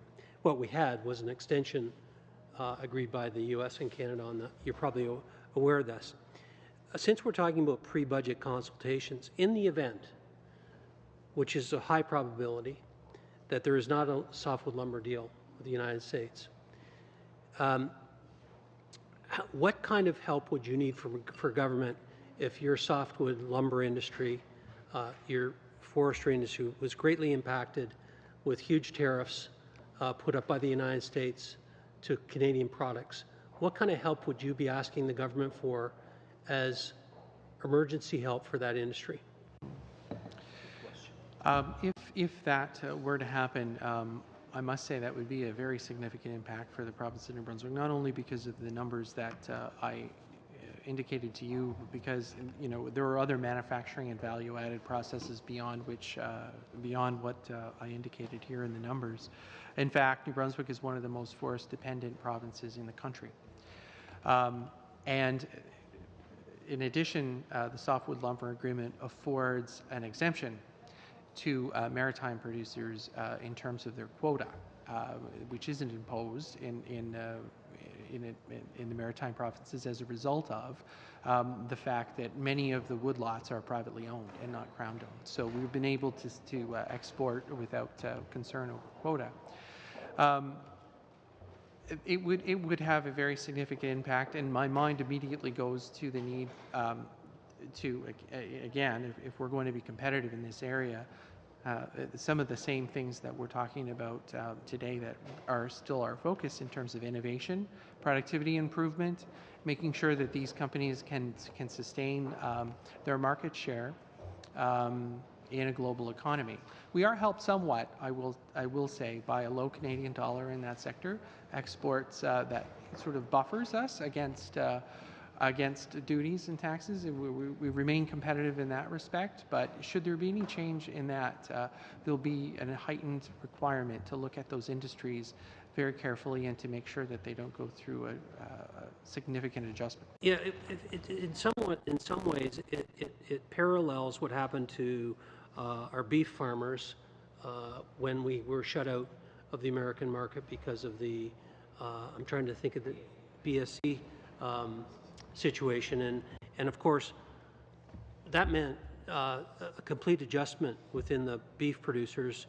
Our chair, knowing agriculture as well as he does, would know the numbers of decrease or the downturn that happened when we were shut out of the American market because of that.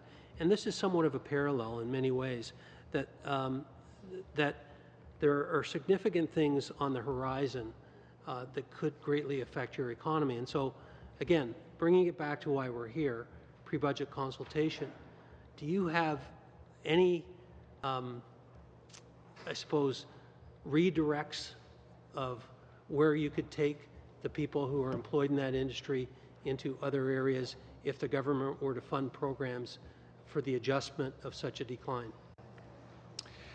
We do have experience in terms of administering adjustment programs over the years.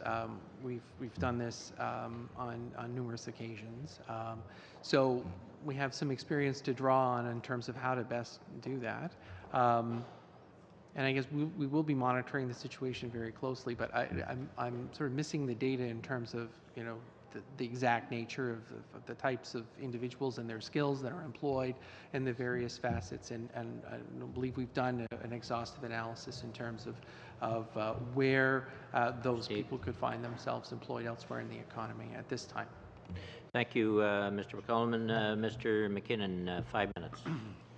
Merci, Monsieur Estabrooks, Madame Hadkill. Thank you, Mr. Brooks, Madam, for coming to Ottawa. I'd like to take up the point that was made by my colleague, Mr. Easter, with respect to the situation of Atlantic Canada and the alarming shift that you referred to, that is the decline in the manpower, as well as the age of people in the labor force. I also note that the governments in Atlantic Canada have been advocating immigration as a panacea, as a solution to this problem. But of course, it is necessary to come up with job possibilities, economic possibilities for these new arrivals once they come to Canada. My first question, I'd ask you to be brief if you could. I'd like to know to what extent you take part. You, I think, alluded to it briefly. To what extent you are involved in this immigration initiative. In view of your mandate, I suppose that you must have some involvement. And I'd be interested in knowing how you see job opportunities for new immigrants who come to the region.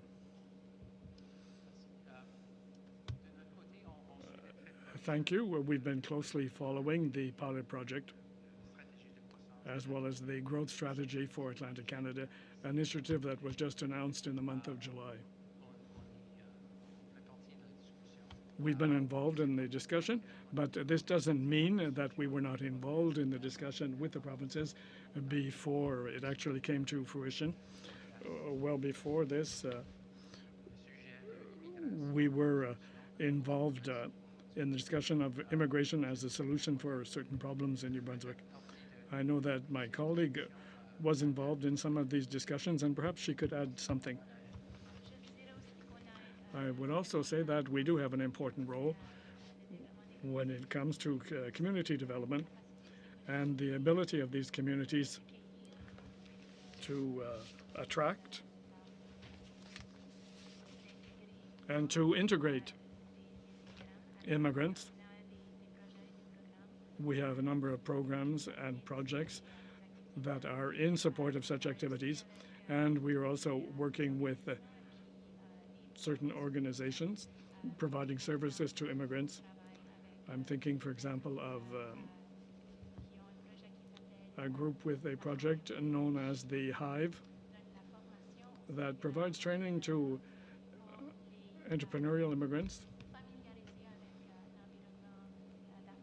to make them more aware of the Canadian business environment and to provide whatever support they might need for themselves and for their families so they can be better integrated into our culture in the province. When it comes to energy development, I know that in the past the governments of New Brunswick did successively advocate energy development, particularly in St. John, as a possibility for economic diversification. Could you bring us up to date on what is happening in the development of this particular sector? In the energy sector, yes. Once again, we've been following the Energy East project very closely. We know that there is no consensus at the present time, and there's been a review of the economic spin-offs as well as the environmental impacts. All of these are to be taken into account. Does the development of the energy sector depend on Energy East, or are there other projects? Besides this, other than the clean energy technologies that I referred to, and the intelligent or the smart energy, if I might, I'd like to answer you in English. Earlier to clean technology and did reference the smart grid project, and we're working very closely with New Brunswick Power and with the University of New Brunswick on that project, but it's more than just a research project. NB Power set a renewable energy target of 40% by 2020, and so there's an important opportunity for small-scale renewable projects to spring up around the province, and that research partnership that he referenced is really important because of the interoperability of all of those different renewable sources, and so we're working very closely on that project, but more, they're also, through that Smart Grid Innovation Network, working with small businesses in New Brunswick that have new products and services that they want to test to be smart grid compliant on the Siemens grid. And the goal is to allow that to become a springboard to international sales for them because they'll be able to demonstrate that they're compliant with that technology. Thank you both. Mr. Leipert. Well, thank you for coming today. And I really just have one question, and it relates to the fact that it's probably a yes or no answer on your part. If we could speed along the process of getting a pipeline to St. John so that we could refine Alberta petroleum products in St. John, which would go a long way to not only creating jobs for building the pipeline through New Brunswick, but potential diversification opportunities in St. John, petrochemicals, whatever they could be, would go a long way to alleviate the frustrations that the chairman just expressed to you. Would that be a good thing for New Brunswick? There are significant impacts that we would anticipate should the Energy East pipeline get approved. In particular, an impact in GDP for New Brunswick of approximately $1 billion, and some significant job numbers as well in terms of development phase jobs. We expect 700 in the area of 740 construction phase jobs, 1,450 approximately, and then the ongoing operation of the pipeline, 200 or so jobs on an ongoing basis. That said, ACOA's role in terms of helping in making that the most impactful for the economy in New Brunswick is... You've answered my question, so then it would be probably, should behoove us as a committee to recommend to the government that they speed along this process. Would that also be fair? The process... Thank you. Thank you, Mr. I don't think you want to get into that one, Mr. Esterbrook. I do, we have a couple of minutes left, and I do have one, because to be quite honest with you, I don't know which of the vice presidents of ACOA to ask this, so that because you're from New Brunswick, I'll ask it to you. And it relates to the organizational structure, not with the fact that you're under innovation now, but with the organizational structure of ACOA itself. We're not meeting with the president, the overall president of ACOA. I know in Charlottetown shop there's 52 full-time equivalents, I believe it is around there. You operate the New Brunswick shop. And then there's Nova Scotia and Newfoundland, but there's also the regional office of ACOA. So how many full-time equivalents would you have in your shop? In New Brunswick, we have 100 full-time, approximately. I'm told there's 300 people in Moncton. Is that correct? No. Since the Deficit Reduction Action Plan from 2003 and the strategic review before that, believe the number may have been that prior to. It currently stands at approximately 205 for head office Moncton. 205? 205 and 25 or so here in Ottawa. So I have to ask the question, do any of those 205 actually meet with clients who are going to do investment? My worry is bureaucracies take on a life of their own. Right. And how can we get to results in the fastest way possible in terms of dealing with clients on the ground who's going to, along with the assistance of ACOA, provide some productivity and growth? So do any of those clients in that, do any of those FTEs in that office actually meet with clients? They do. There is a certain contingent of programs in head office that are pan-Atlantic focused. The International Business Development Agreement, for example, the arrangement with provinces, those projects are administered out of head office, as well as some innovation programming, something called Springboard Atlantic. Project in coordination with PEI, I guess. The Pardon? tourism one in coordination with PEI. That's correct. I think what's important to underscore about, and I must preface my comments by saying the majority of my work has been in a regional, the 27 years that I worked in government, most of it's been in a regional office. However, I have spent 8 years working in various capacities in ACOA's head office, and I can say, generally speaking, with respect to the work that they do, mostly it is connected to the agency plugging into the government machinery. So you have units that are tasked with producing main estimates and supplementary estimate submissions, as well as Treasury Board submissions.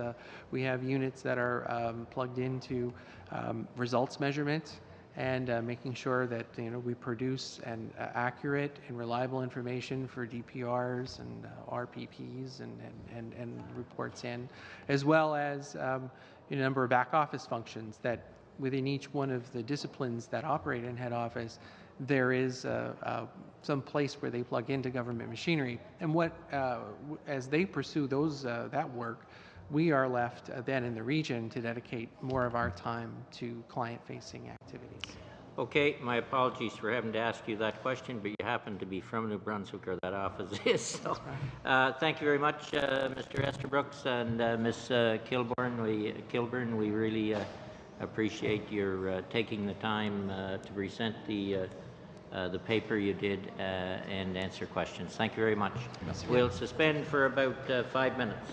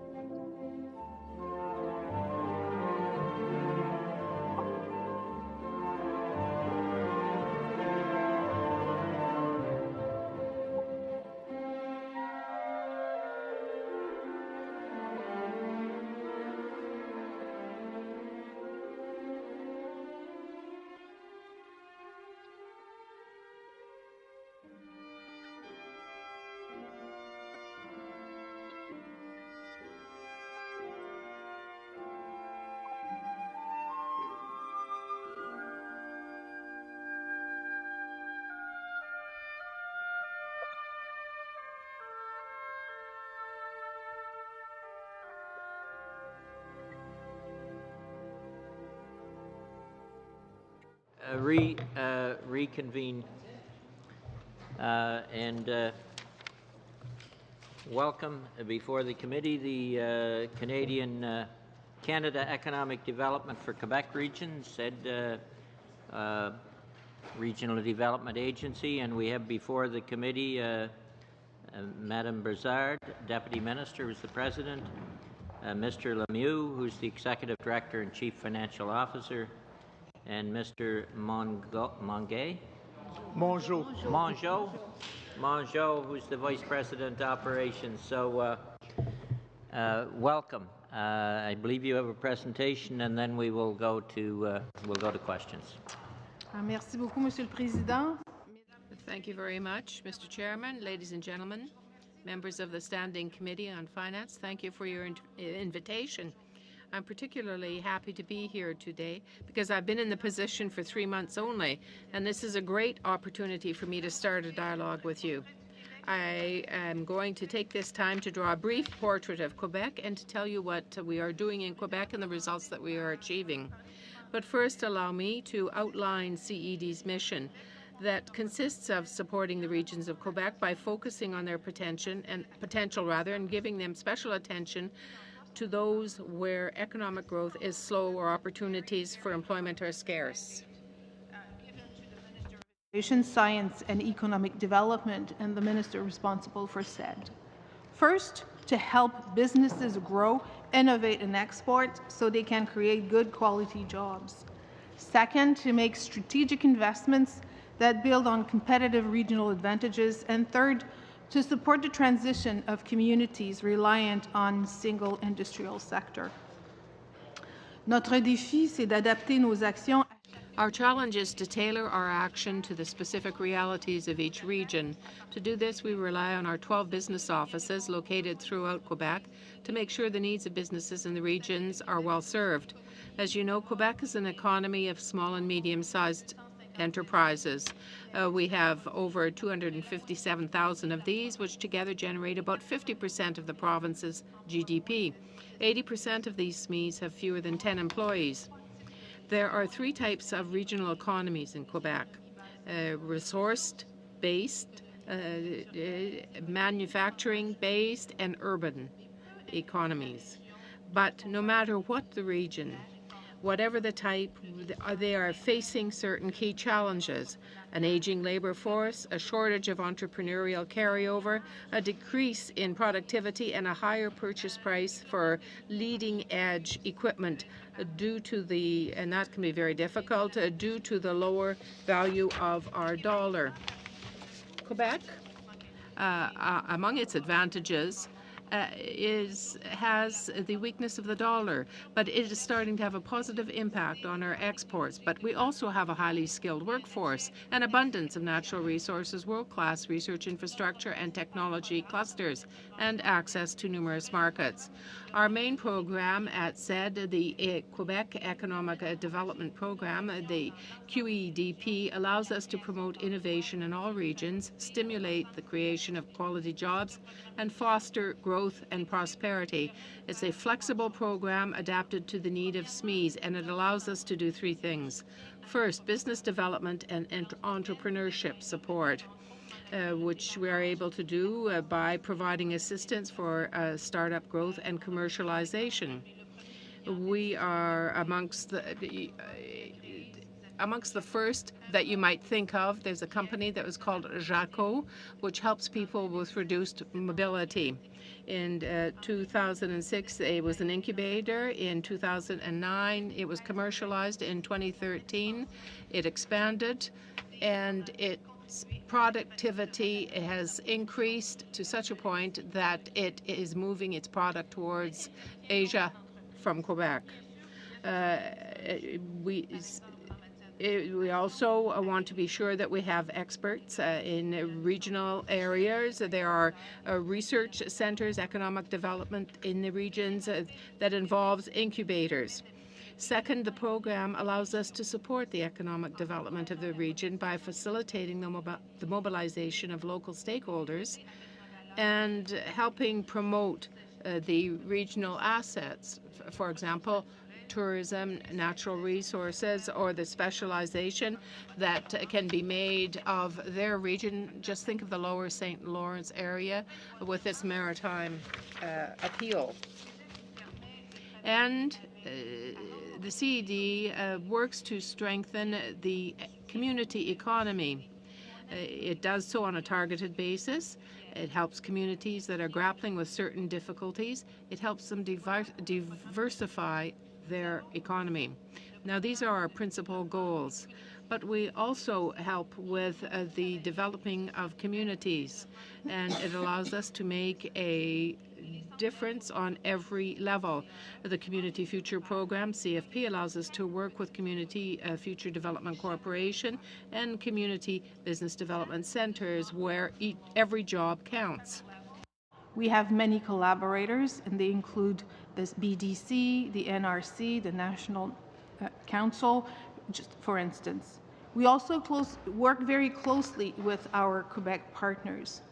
Their main economic government departments, bien sûr, Investissement Québec, and of course, Investissement Québec, municipalities, universities, and many more. Quelques mots sur nos résultats. I'll just say a few words now about our results. Over the past few years, the CED has contributed to, among other things, the renewal of Quebec's business pool, thanks to the support of 115 startup projects. That's in 2010-2015.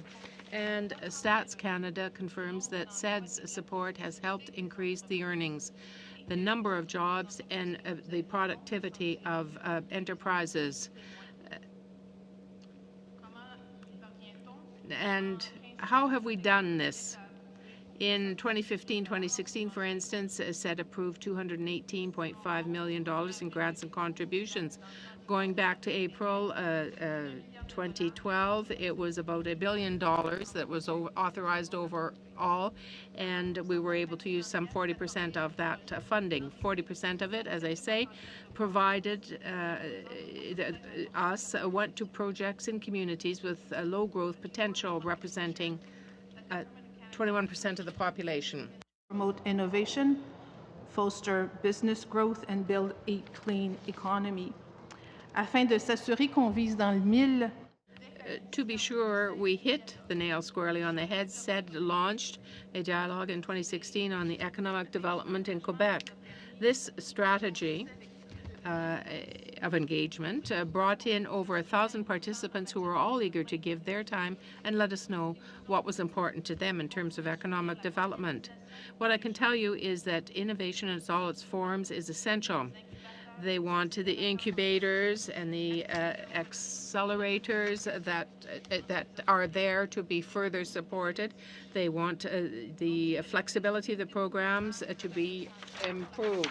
And that is something that remains extremely important for the programs, to allow the regions to build on what they have there and remain competitive. Climate change and calls upon the agencies to double their efforts in this area. CED is tackling this priority head-on by increasing to $25 million per year the assistance it provides to SMEs to help them develop and adopt clean technologies.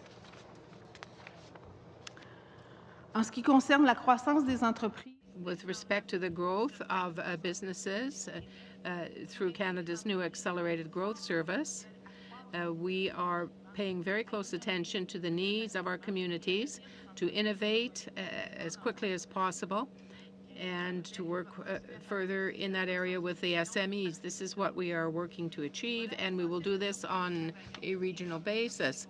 This is what we had to tell you. We're very happy to answer any question you may have. Thank you very much, Madame Brassard. Starting first with Stephen McKinnon, 5 minutes. Merci, Monsieur le Président. Madame Brassard. Thank you very much, Chair, and welcome, Madame Brassard. You are new to the CED, and I look forward to the pleasure of working with you as well as with your colleagues. We've heard comments and the roadmap for the various regional development agencies. You play a very crucial role in our efforts to promote economic development in Quebec. I don't think I'll surprise anybody here by saying that the next budget probably will be very much directed towards growth and innovation. My question to you, therefore, is quite general.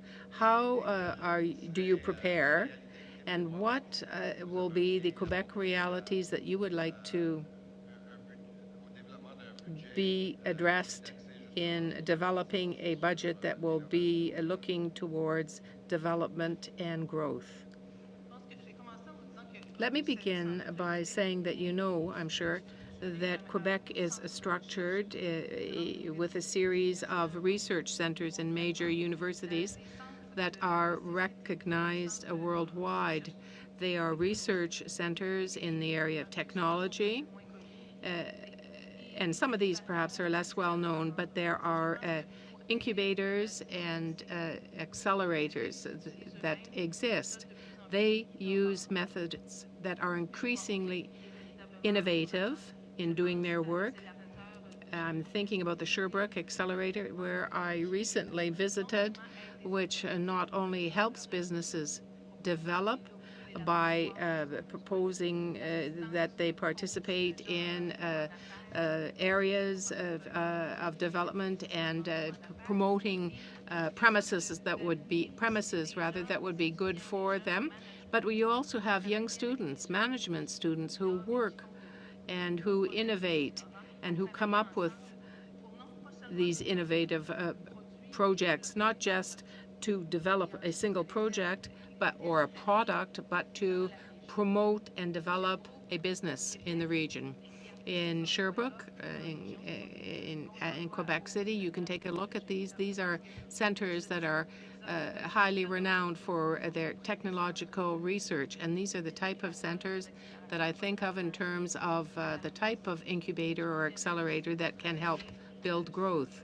I think that there is this project for accelerated growth that DEC will be, the CED rather, will be working on in conjunction with the levels of government, where there are similar goals, seeking to develop many businesses in terms of economic development. Do I still have time, Chair? Yes, 2 minutes. I would point out quite simply that in the Outaouais, I represent Gatineau, and we lack a certain amount of incubator, accelerator capacity. So I guess I'm preaching for my own parish here when I talk about the need that exists where I come from, and I just wanted to draw your attention to it. Your counterparts in New Brunswick earlier indicated that they work closely with the research centers, with universities, twinned universities, where they twinned the innovative capacity with the economic capacity. But that's extraordinary. But we also have another reality in Quebec with respect to natural resources, the forest, and what that represents, the mining sector, the fishery. I know that you are making a special effort to contribute to these regions that represent future potential for growth. Can you perhaps look towards them when you are looking towards growth for the regions? In my presentation, I spoke of the needs of the regions that may well have a single business, a single major enterprise representing a single sector. There are many forestry industries where the forest is of very significant importance, but there is also a need for economic diversification in the regions. We have indicated this to the regions where this is the case. For example, the Saguenay. We have encouraged them to develop tourism. And also there is another dimension, agri-food and aluminium. We can't forget these other things. We are less dependent when we don't put all our eggs in a single basket. These sectors of the economy can help innovation and help further development economically because we want to be able to grow our exports. We want to be able to create good jobs to keep our young people in the region if it's possible. And this is where we're going to work hard. Thank you.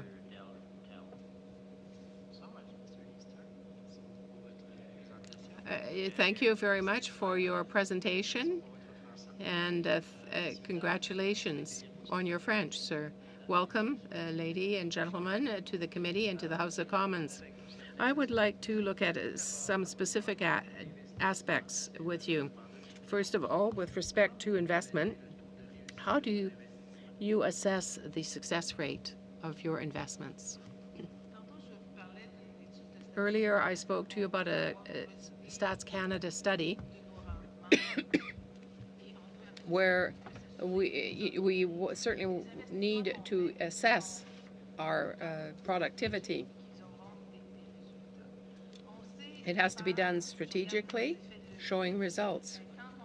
When you look at these levers, when you look at the growth of an enterprise, each dollar is going to produce $1 of investment will produce $1.93 of results. When you look at this in terms of a snapshot or on a longer term, it's more than $1.94 or 93. I think in Lac Mégantic, it's somewhat different. The growth will be the economic lever in a region. What we support in terms of startup, well, we look at whether or not they've been a short-term startup or are they still operating after 5 years. Our figures indicate that they are still operating after 5 years. 68% of our SMEs have increased their productivity. This is the type of indicator that we look at in terms of the investments that we make, in terms of generating economic activity, in terms of generating jobs and growth. We understand that there would be perhaps entrepreneurs that would come to see you saying that they do not have the monies that they would have liked to have achieved from certain financial institutions and so seek help from you. There is a certain dimension of risk. How can you then evaluate the potential losses that might occur over the first years? Do you have figures for that? We don't assume a lot of risk. We're not a bank. But we look at what other partners will do. We are, if you like, the trigger. Our rate of loss for contributions is 3.9%. You say what? 3.9%.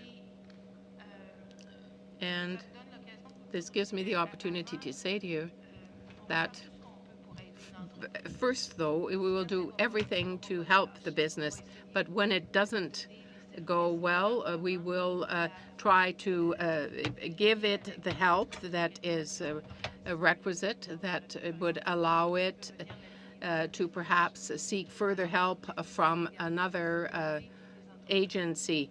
Really what we're looking at is businesses, and we will help those businesses as long as we can.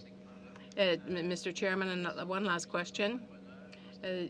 Major entrepreneurs, or most of the entrepreneurs, when they come to talk us, well, they don't talk to us, they don't come and knock on the door of a member of parliament, of course, but the picture is that there are public tools and private tools that can be used. They might say that to get the funding that they need, they have to knock on 20, 30, 40 doors.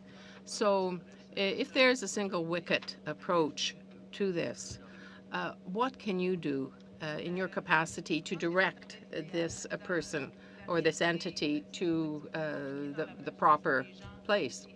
Well, this is certainly a very good ideal. You know, there are changes. Owners can change. Their mandate can change in the agencies. And this makes matters more difficult. We work with the federal institution to try to sort it out. We know, say for example, there is a good product there, that there are other partners that would be good, and we invite them to join with us. That could be the BDC, it could be representatives of Quebec, of investment in Quebec that would participate. We try to bring these to the table and discuss the various projects that might be dealt with. Thank you very much. Monsieur Caron. Thank you very much. And I look at what you do in SED, and I see the results of what you do in the Lower St. Lawrence area, the Bas-Saint-Laurent. It's extremely important in rural areas, the CEDC. I would like to look at regional investment. My first question is this, and it's a general one.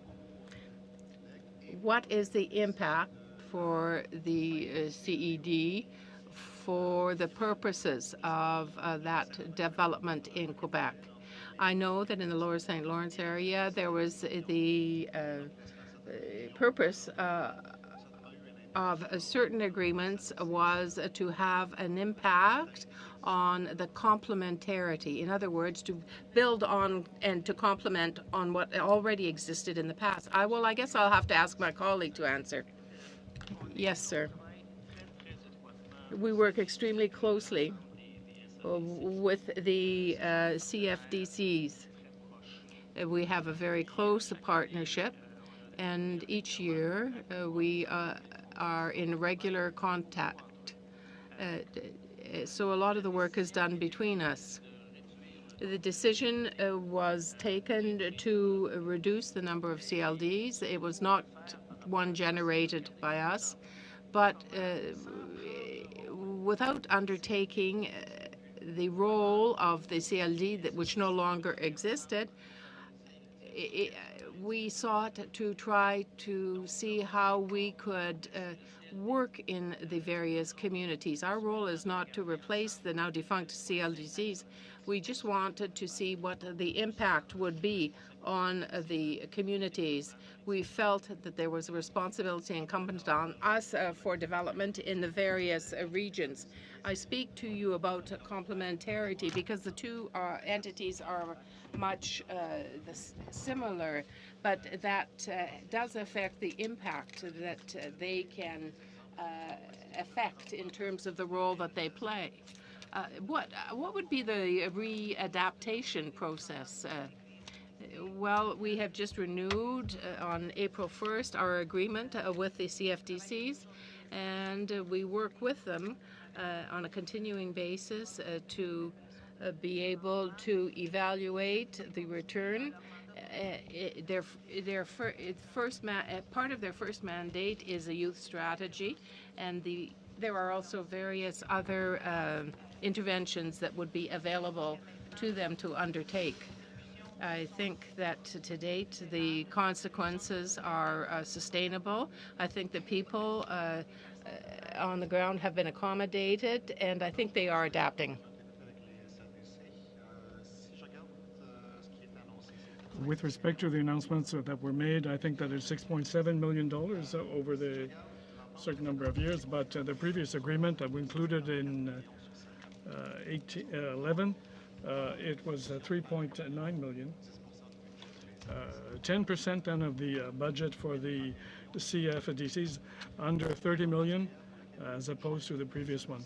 Is there any particular reason why this budget was brought down in relation to the previous agreement? When we got together to discuss this, it's not a negotiation, it's a discussion with the CFDCs. They are partners, in this exercise. So when we got together with them, we looked at the elements that they wanted to change, and we also took into account the ones that we wanted to change. In the last meeting, I'm rather surprised by the figures, but we didn't make changes or increases to the costs. We made no changes to the basic elements in the various agreements that we entered into. There was no indexing. It was left at the same level. It's quite possible that in the case of internal revenue, there may have been certain changes in relation to certain loans that they had, but we did enter into similar agreements. In order to improve things, realizing that there hadn't been indexing, we had fund 1 million, 1.5 million, and 2 million over the years for the CEDF, the CFDCs, in order to provide assistance to companies, for example, with their business plans. They received more money so that they could engage in this kind of activity. The venture capital, I believe, then it's for the venture capital is managed by what is referred to as the network of the CFDCs, and this was left up to them. But there are also the NOMs.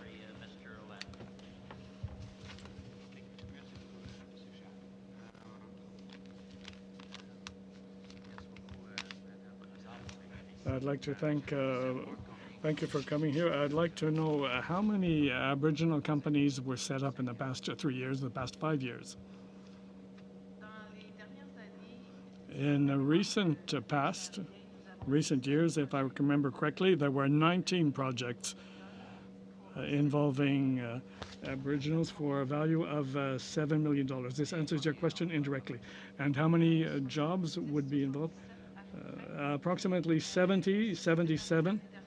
This was in recent years. It might be interesting to know that as part of the PIC program, the present program, we received 67 projects from Aboriginal communities. If they were all to be accepted, that would amount to $14 million. 13 or $14 million? 14. 14, yes. Would you have needed more money? No, what I was saying that as part of this PIC program, we have applications that are being studied. Yes, PIC 150. It's interesting to see that there's 150, but what interests me more particularly is the long-term economic development. Not simply projects such as the Ancienne Lorette. I know that, for example, there's a sports program for $300,000, as well as for the restoring infrastructure for the 150th anniversary. But what I'm talking about is more long-term investment here for regions of Quebec.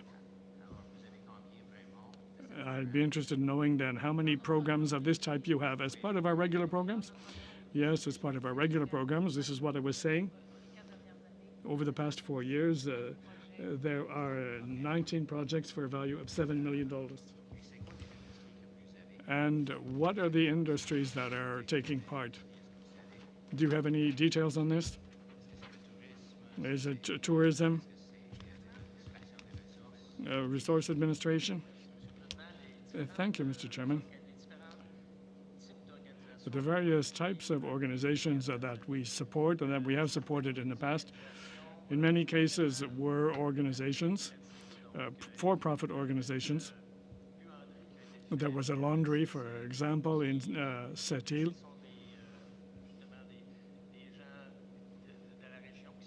People in the area set it up. 8 jobs were created. And there's also a mining company that does require a cleaning facility. But one of the main elements that we're developing at the present time that we're focusing on is tourism as such, tourism in the far north. We've provided a lot of assistance. There are agencies like the Nunavut Agency, for example. We've been working with them, and they do receive funding to promote tourism in their region. Tourism has been focused. You did provide the hot air balloons in Saint-Jean. I believe that you gave a significant amount. I'd like to know whether there's been similar type of assistance that has been provided to Aboriginal communities with such festivals. I know that something was done for the hot air balloons in Saint-Jean. In any case, you can provide us with this information later on. I'd be interested in knowing what particular problems or issues you are attempting to deal with in the Aboriginal communities. Is there any particular orientation or direction that has been established for the future?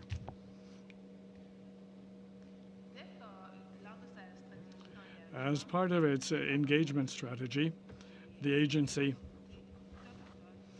CD met Aboriginal communities, and the business directors also met leaders in their various regions. I think that the dialogue has been resumed in a more structured way, and I would say that in the coming months we will be able to give you answers to your questions. It is quite clear. One of the things that we've observed recently relates to the terms that have been set for the different programs. There might be some problems. Normally we have a 50% participation in a program.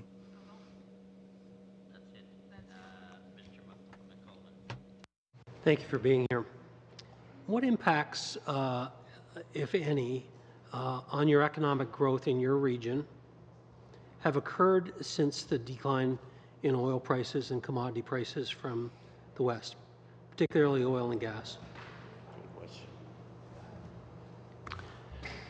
I see the oil and gas issue is a Canadian issue globally. From a Quebec perspective, the energy sector is one is more electricity, and where we would want to promote innovation in electric cars, electric transportation, les éoliennes windmills kind of energy issues. This is more what we're looking at. Now, from a manufacturing sector, cheaper access to energy costs generally reduces cost and make products maybe more affordable or easier to sell. But I don't think we have the same kinds of issues as other provinces might have. Let me ask the question in a different way. I can recall seeing companies promoting, and this was no doubt people from the oil and gas industry asking their suppliers to let different regions of the country know how their business affected other regions of the country. So in the case of the Quebec, it was a bus manufacturer that was making buses specifically to go to the oil sands and the Fort McMurray infrastructure to supply. So that my question's more about, are there other industries that will be affected? I would think the natural decline and lack of investment going on in the West would affect that bus manufacturer. That's the kind of correlation I was driving at.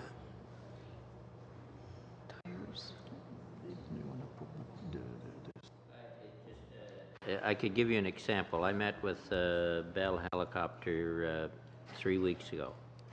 They said a little over 2 years ago they had 2,400 people working in their plant, and now they have about 840, and they attribute probably 80% of that loss in jobs to the downturn in the oil economy, no helicopters going to platforms, etc. Anything that would affect the demands of what is being used in either the platform or oil sands, that would, I suppose, be one of them if there were, there used to be, but I used to work at SETQ for 6 years ago, so there's a little bit of a gap in my knowledge. But we used to have tires, for instance, and that would be for that. Move on to another question. I only have 5 minutes, and it's obviously this has been confusing to you.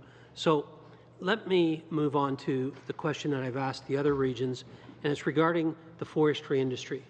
You mentioned it's important to you, and I think as we meet for pre-budget consultations, we're dealing with a budget that's going to be put together, and there'll be situations that could arise that would cause the forest industry a great amount of consternation, if not severe decline in this country. In terms of your forecasting out for the government, if such a thing were to happen, that we do not have a softwood lumber agreement, and that as a result of that, tariffs go up for the exports of our products, in particular to the United States, who the agreement is with, what would you forecast happening to the forestry industry in your region? I think within Quebec, there are regions more heavily dependent on forestry than others, and more particularly to those, I think there'd be issues around the workers and how to bring that manpower, person power to work and find them other jobs. That'd be certainly an issue. La consolidation of the industry itself and having to reconfigure itself. And I think there'd be a number of issues around still needing to innovate within the sector to make sure that there's greater productivity if we have to face higher tariffs. So those would certainly be issues that we'd have to look into.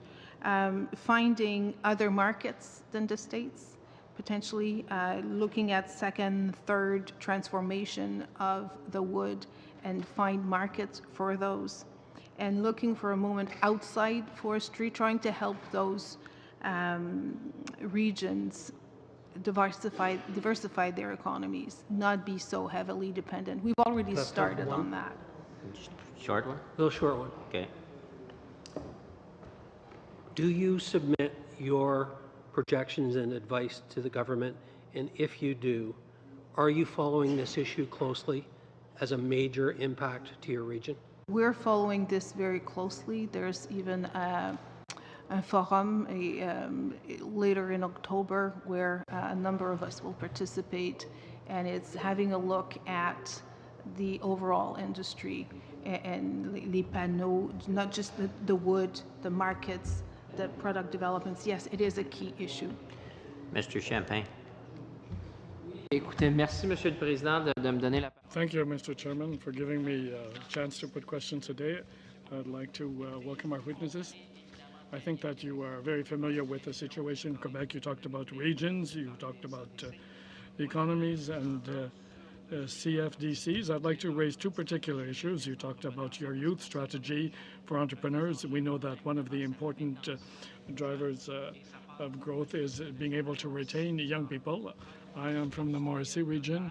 There's a total industrial reconversion. It is progressing well, but it does mean digital entrepreneurship.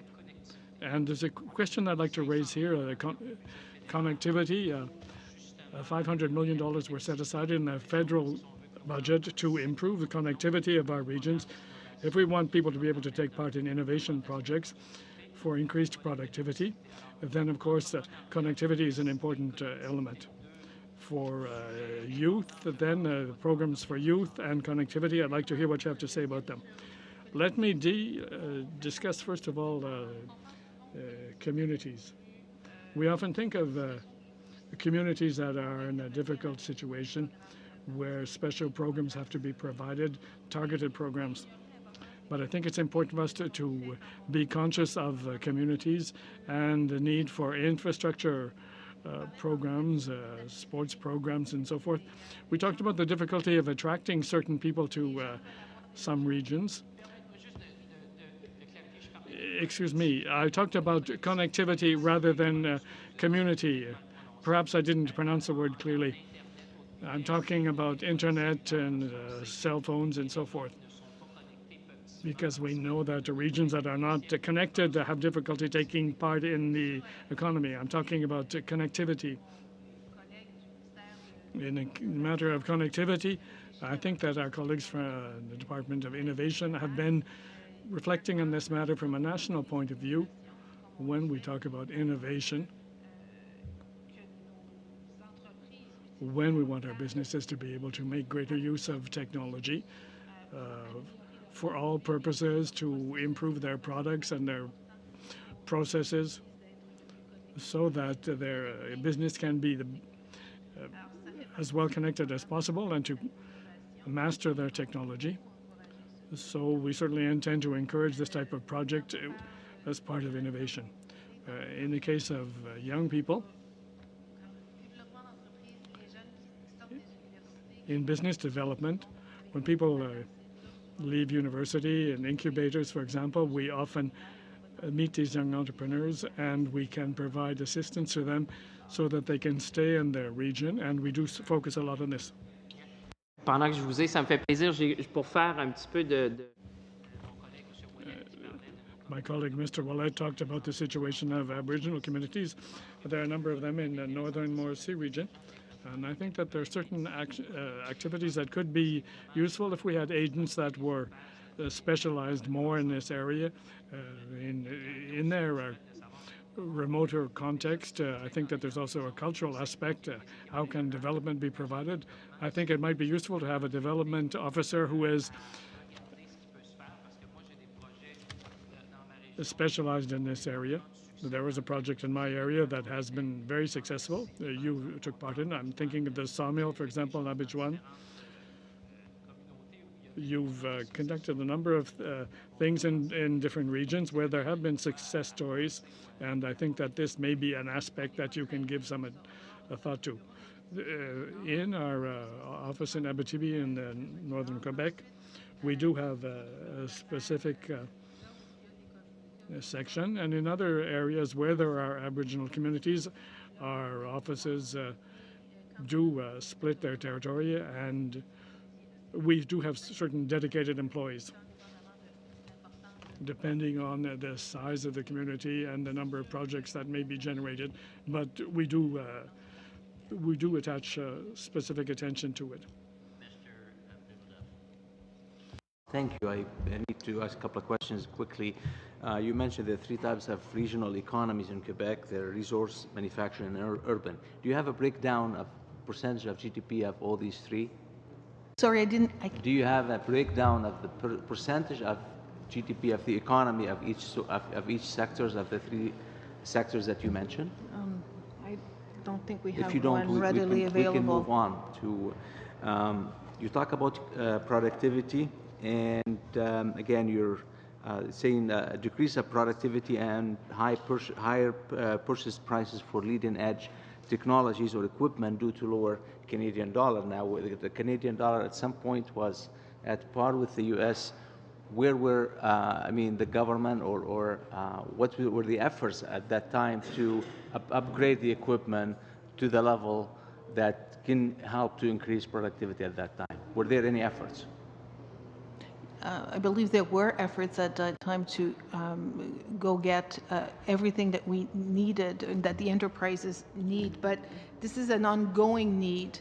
You don't modernize once and for all.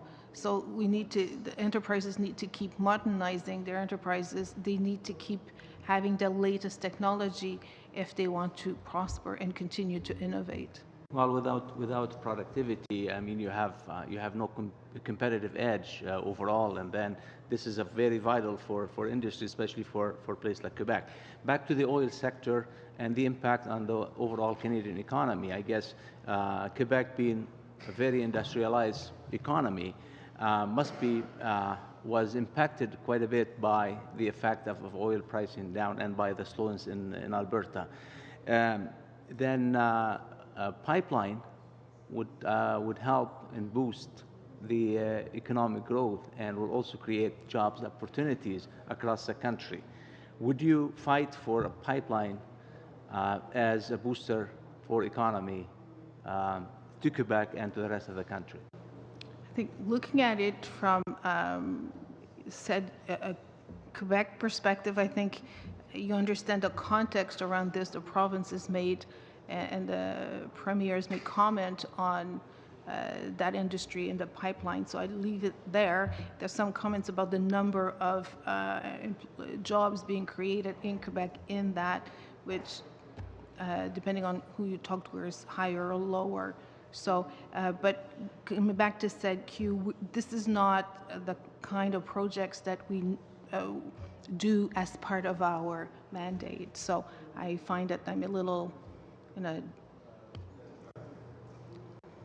difficult. So that's fine. You don't have to answer what can be a politically sensitive question. We're not asking you to answer that. Yeah, exactly. Go ahead. No, I mean that was not the meaning. I'm saying I see that you've been impacted quite a bit, and you already have problem with productivity, decrease of productivity, which is very dangerous, and we cannot cope with the rest of the counterparts of economic counterparts, especially the United States and Europe. So there's a factor there that would you encourage the government to have the pipeline going through and to basically, as a result of that, your economy will become better, and then you have a chance to work on other areas where the project is in place.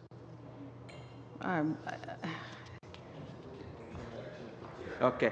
Final question. Go. That's okay. Go ahead, Mr. We have time. So back to the breakdown. Do you have numbers for me on resource, manufacturing, and urban? Do you have those percentages ready to? I can easily have them for you if we can send them quickly. Okay. One more question. For me? Yep. Sure, I'll take it. Okay. Now I see that. Do you have measures for the productivity? Like, how is it measured compared to, let's say, United States? Is it 40% lower, 26% lower? What is it? We know it's lower than Ontario in terms globally. I'm asking about Quebec. I'm sorry? I'm asking about Quebec. Yeah, but I'm comparing Quebec to Ontario, Yeah, okay. and our productivity is lower by a few percentage points. So Quebec is lower than Ontario? Yes. By how much? I think it's 3 or 4%. We can check it out. 3 or 4%. Okay. Compared to other nations, like compared to the United States, you have any idea? I don't. We do, sorry, Mr. President, we don't have all these statistics, but what I do have is that we're behind. I can't tell you by how much, but Quebec is behind Ontario, Canada, globally, the States, and most of the OCDE countries. Okay, thank you. So we have a bad picture. Just on that point, does the agency do you have an approach where you measure results of your investments with small business, with enterprises?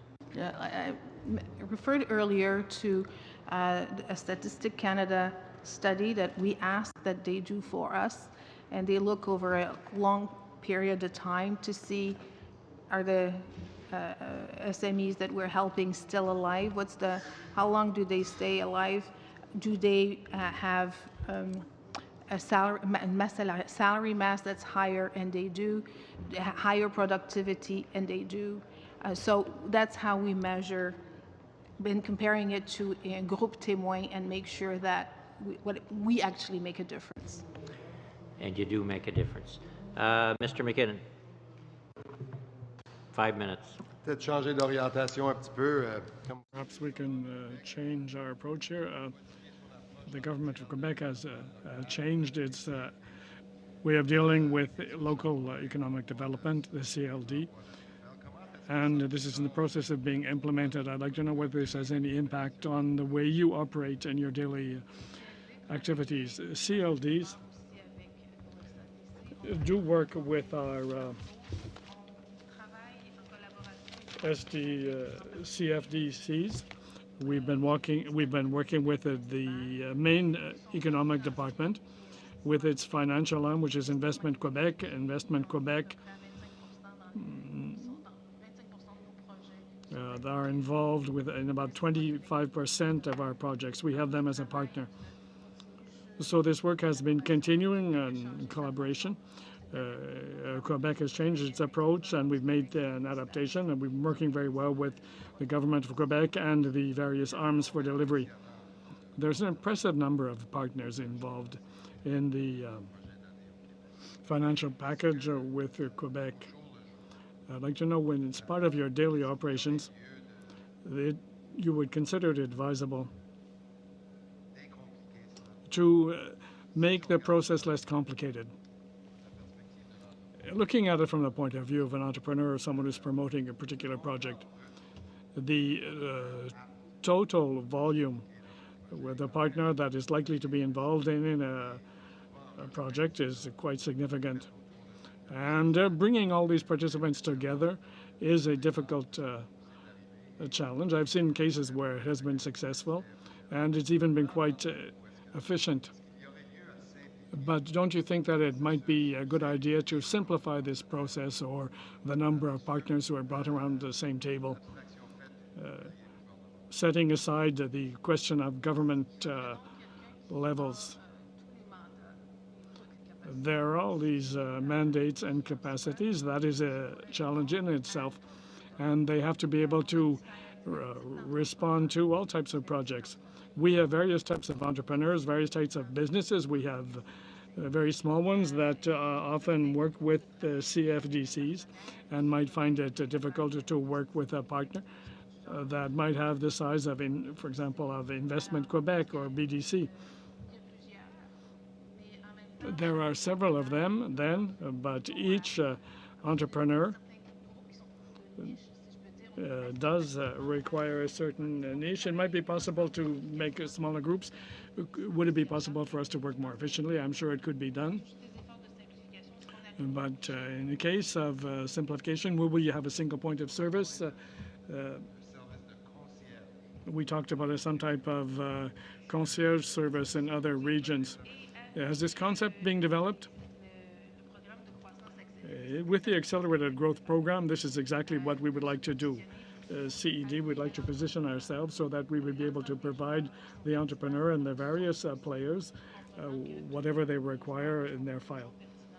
In view of the fact that not all the players have a role to play in each particular file, we would attempt to facilitate things and say that you'll be working with one office, and we will make arrangements for our internal management so this type of thing can be facilitated. Changing subject then, you know that we're going to be investing a lot of money in public transit in the coming years. And in Quebec, as this is something that you mentioned yourself, the topic of the moment is electrification of transportation. How would you say that Quebec is positioned in order to take advantage of this trend established by the federal government and the infrastructure investments of the federal government that will be matched by the other levels of government? How will Quebec be able to take advantage of this development and these investments? I think that first of all, we're going to have the right projects, and there are many projects that are being considered and being put together at the present time. Interesting projects with interesting financial structure. There are various programs. There are certain CED programs that can be helpful to businesses that are contributing to the electrification of transportation. I'm not talking about all of them, but they may be part of a business that is working, for example, a long-life battery with a long range. This is the type of a situation where we could work. But generally speaking, when it comes to innovation and clean tech, we do also have a role to play. And I think that Quebec can certainly position itself to take advantage of all the progress that has been made in this area. Well, the hot air balloon festival in the Outaouais area is certainly a good example. Pet project. Thank you very much, Madame Brizard and Monsieur Lemieux, Monsieur Mongo, for your presentation and for answering questions. We will suspend. I will say to committee members, I thought we'd get by on cheese and crackers, and I've been told that isn't going to cut it. So we will have dinner tomorrow night and the next night brought in. So my apologies to committee members. I take full responsibility. So we'll suspend and then we'll turn to Prince Edward Island.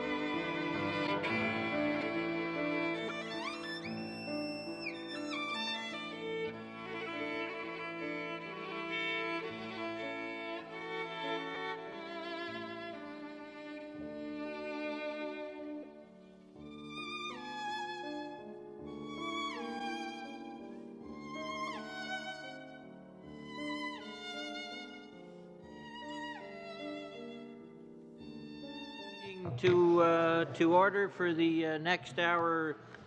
We have with the ACOA Prince Edward Island, Patrick Dorsey, who's the Vice President for PEI, and Lynn Barstow, who's the Director of Corporate Programs and Services. Welcome. I understand, Pat, that you have a presentation. We'll go to questions after that. I think you are aware that this is the first day of pre-budget consultations. We see regional development agencies performing an important role in terms of attaining growth in this country, and so the thrust of the questions will be along that line. How do we achieve better growth within your sphere of responsibility? So the floor is yours. Thank you, Mr. Chair. Committee members, good evening. Thank you for the opportunity to speak about the economy of Prince Edward Island and ACOA's work to foster economic growth. I'm joined today by Lynn Barstow, as the Chair pointed out. PEI, as you well know, is Canada's smallest province with a population of about 146,000 people. Outside of Charlottetown, the province is largely rural. Its primary industries of farming, fishing, and tourism reflect this. These industries, key drivers of the island's economy, have adapted in recent years to global trends and emerging market opportunities. ACOA was a central player in the transformation and growth of several sectors that have emerged to play key roles in the province's economy. While the economy is performing relatively well, there are challenges, including access to skilled labor, an aging population, and not optimal levels of innovation and productivity. ACOA's investments target these challenges and foster continued growth in the priority industry sectors. ACOA supports economic growth in three key ways: supporting business with a focus on innovation, supporting infrastructure to nurture economic growth and R&D and to build on community strengths, and thirdly, representing PEI's interests in policy development and coordination of federal programs. The food sector remains the primary economic driver for our province, accounting for 18% of GDP, over half of provincial exports, and 10,000 jobs in food production and manufacturing in rural communities. PEI Mussel King is a rural, family-owned business that grows, harvests, and sells over 5 million pounds of fresh mussels annually, more than half of which is exported. ACOA has helped the company increase productivity, create value-added products, and expand its workforce to 70 employees. ACOA also supports food-focused R&D. A key driver of growth for this sector in coming years will be the Food Island Partnership, an industry-led initiative that brings together food producers, culinary experts, and researchers to create products, expand exports, and promote PEI as a culinary tourism destination. With roots in the food sector, the bioscience industry accounts for 3% of the province's GDP, employs about 1,400 people, and has more than tripled in size and revenues in the past 10 years. Growth in the bioscience sector will be accelerated by the $14 million federal investment to establish Natural Products Canada at the University of Prince Edward Island, announced earlier this year by Minister Baines. Aerospace and advanced manufacturing is relatively new to PEI's economy, but employs over 900 people and accounts for 18% of total exports and close to 5% of provincial GDP. The main aerospace cluster is at Slemon Park, where Vector Aerospace is an anchor tenant with annual sales of $140 million and 445 employees. With ACOA support, Vector develops state-of-the-art aircraft engine repair techniques to enable them to take on new work. PEI is a world leader in renewable energy and home to the Wind Energy Institute of Canada. Wind energy currently supplies about 30% of the province's electricity. Aspen and Kemp Associates, which started in 2010 with 8 employees and now has 125, is a good example of ACOA's support in clean tech. The company is a global leader in the development of power management and energy storage solutions for the marine and the oil and gas industries. The last sector I will touch on is another traditional industry that has transformed itself. Tourism employs 15,000 people and generates close to 7% of GDP for our province. ACOA provides direct support to operators and communities to capitalize on trends and opportunities.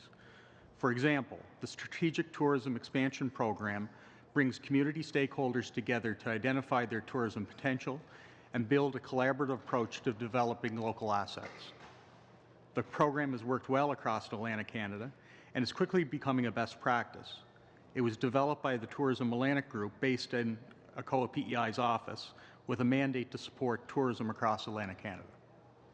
Tourism Atlantic also administers the Atlantic Canada Tourism Partnership, a $20 million 3-year partnership between governments and industry that promotes the region to key markets in the United States and overseas. ACOA also works with communities in a number of ways to support economic growth. We help communities build on their strengths. For example, the rural town of North Rustico developed its waterfront area to showcase its marine and Acadian heritage and to provide commercial and performance space for local artists. We also work with PEI's Indigenous communities to advance their economic development priorities. ACOA's main partner in economic development is the province. Trade Team PEI is an example of federal-provincial partnership that supports the international business development activities from export readiness to trade missions. This is a successful partnership with PEI leading the country in export growth in the last 2 years. The agency and the provincial government also work together to address challenges such as an aging population and skilled labour shortages by encouraging international immigration. And we work with post-secondary institutions on international student recruitment and retention. Looking ahead, ACOA remains focused on delivering the results for the province. With the Atlantic Growth Strategy reinforcing our collaborative approach, we see even more opportunities to address economic challenges and drive future growth. Mr. Chair, thank you for the opportunity. Glad to speak. Thank you for the presentation. Turning to Mr. McKinnon, 5 minutes. Thank you, Mr. Chair, and thank you, Mr. Dorsey, Ms. Bairstow, for coming today. And the exercise that we're engaged in, of course, is a pre-budget consultation, and I think to the credit of the Chair, we've spent a lot of time today and will in the coming days with regional development agencies on their priorities and our overriding mandate, which is to provide advice to the Minister on how we get more growth out of this economy, how we get more innovation in the Canadian economy, and how we leverage the strengths of any particular region or province in order to achieve that. And your speech, your presentation, Mr. Dorsey, speaks eloquently to some of the successes and some of your priorities. We had your New Brunswick counterpart in earlier, and I know immigration has become a bit of a touchstone and a key issue in Atlantic Canada, and some significant announcements were made in the past several months in that regard. Can you tell us how ACOA and PEI is supporting, you mentioned it briefly in your statement, but how ACOA is supporting that policy thrust of the province? Sure. I think it's important to state that one of the key impediments to economic growth for our province is population. Having a critical mass of population, at 146,000, that presents its own challenges in its own regard. So we recognize that a few thousand more people would make a big difference in terms of economic growth, and I think it's a key cornerstone of the provincial government strategy to increase growth, but it also is ours as well. We see it a couple of ways. Number one, there's this idea of bringing people who are not born and raised in Prince Edward Island to our province, new Canadians, and we've worked with the Chamber of Commerce and the University of Prince Edward Island Highland College on international student recruitment efforts, with third parties around retention and settlement services for island entrepreneurs, connection with businesses, because many of these folks that are coming from the Far East are looking to invest in our province. So it's a matter of trying to link those people up with potential partners in the province. And we have a program with the Charlottetown Chamber of Commerce called the Connectors Program that is doing just that. The other piece, Chair, would be around population growth, or in the context of creating opportunities for young islanders to stay at home. And we've seen some progress in that regard. There's still much more to do. one of the ways that we see achieving that is by diversifying the economy. To bring the traditional industries into a value added where they're able to afford to pay higher wages. Because we think that Prince Edward Island has all the amenities to attract people and to retain people, but clearly economic growth is important. So our focus has been on new startups. We just established with the provincial government the startup zone in Charlottetown that right now has 20 new startup companies in an incubator-style environment where they can collaborate, work together, create partnerships, but also they can access business services that they require to get their products to market and to support them. So I think it's a multi-pronged approach to support population growth that is very, very key to economic success. Structurally, within ACOA, you're also running, I think, for Atlantic Canada, the tourism partnership. Did we hear that right earlier? Yeah. In terms of identifying those areas of strength, food, tourism, and others, you feel you're equipped with all the tools required in order to make the kind of investments that we're going to need made to get that growth? I think so. I mean, we do, most of our project development is done with the provincial government in collaboration, so we have an opportunity to share on priorities. The Atlantic Growth Strategy laid out sort of 5 pillars where provincial premiers and federal ministers decided where they wanted to coordinate their efforts, and that'll inform us as well. The provincial government and PEI is aligned with us in terms of all of these sectors that we see as key to development. But increasingly, it's important to build on our traditional strengths as well, and that lies in the fishery and the agricultural sectors, bringing those from commodity-based sectors to more value-added. I think that's where some really interesting opportunity lies. Thank you both. Ms. Wright, 5 minutes. Thank you. Thank you for coming. I appreciate hearing. As you probably are aware, I am from Cape Breton, Nova Scotia. I fully understand the importance of ACOA to the region. I'm going to ask you questions about how you deliver on the mandate that the government has given to you, and I'm going to ask for facts and figures. If you don't have them with you today, I'd appreciate to know them. My understanding is that one of the programs that you administer is the Atlantic Innovation Fund. How many applications and how long is it to determination on these applications that you are currently processing within the PEI office? In terms of applications in-house, we can get you that information. I don't have that, I believe, at my fingertips. The Atlantic Innovation Program is a fairly rigorous process. It focuses on R&D and innovation, increasing the productivity of firms. It also keys in on developing partnerships with research institutions where companies can get access to good research. In terms of the timeline, I don't have that in terms of the Prince Edward Island, but we can get that. So if you're asking for more money, Mr. Dorsey, you should have the number of applications that you've processed and how long it takes for people to access this money. I think it is a metric that this committee deserves to know. Yes. The second question I have has to do with the business development program. The same question. How many applications and how long does it take in order to process these applications so that the government money that's promised to these regions are actually in the hands of those who reside in the province? Last year, we had 152 project approvals in the business development program. The service standard for the BDP is 75 days for decision. Right. And we're meeting that service You're standard. meeting 75 days? Yes, we are. Okay, that's excellent. Well done. Because that's not what I'm hearing from other places.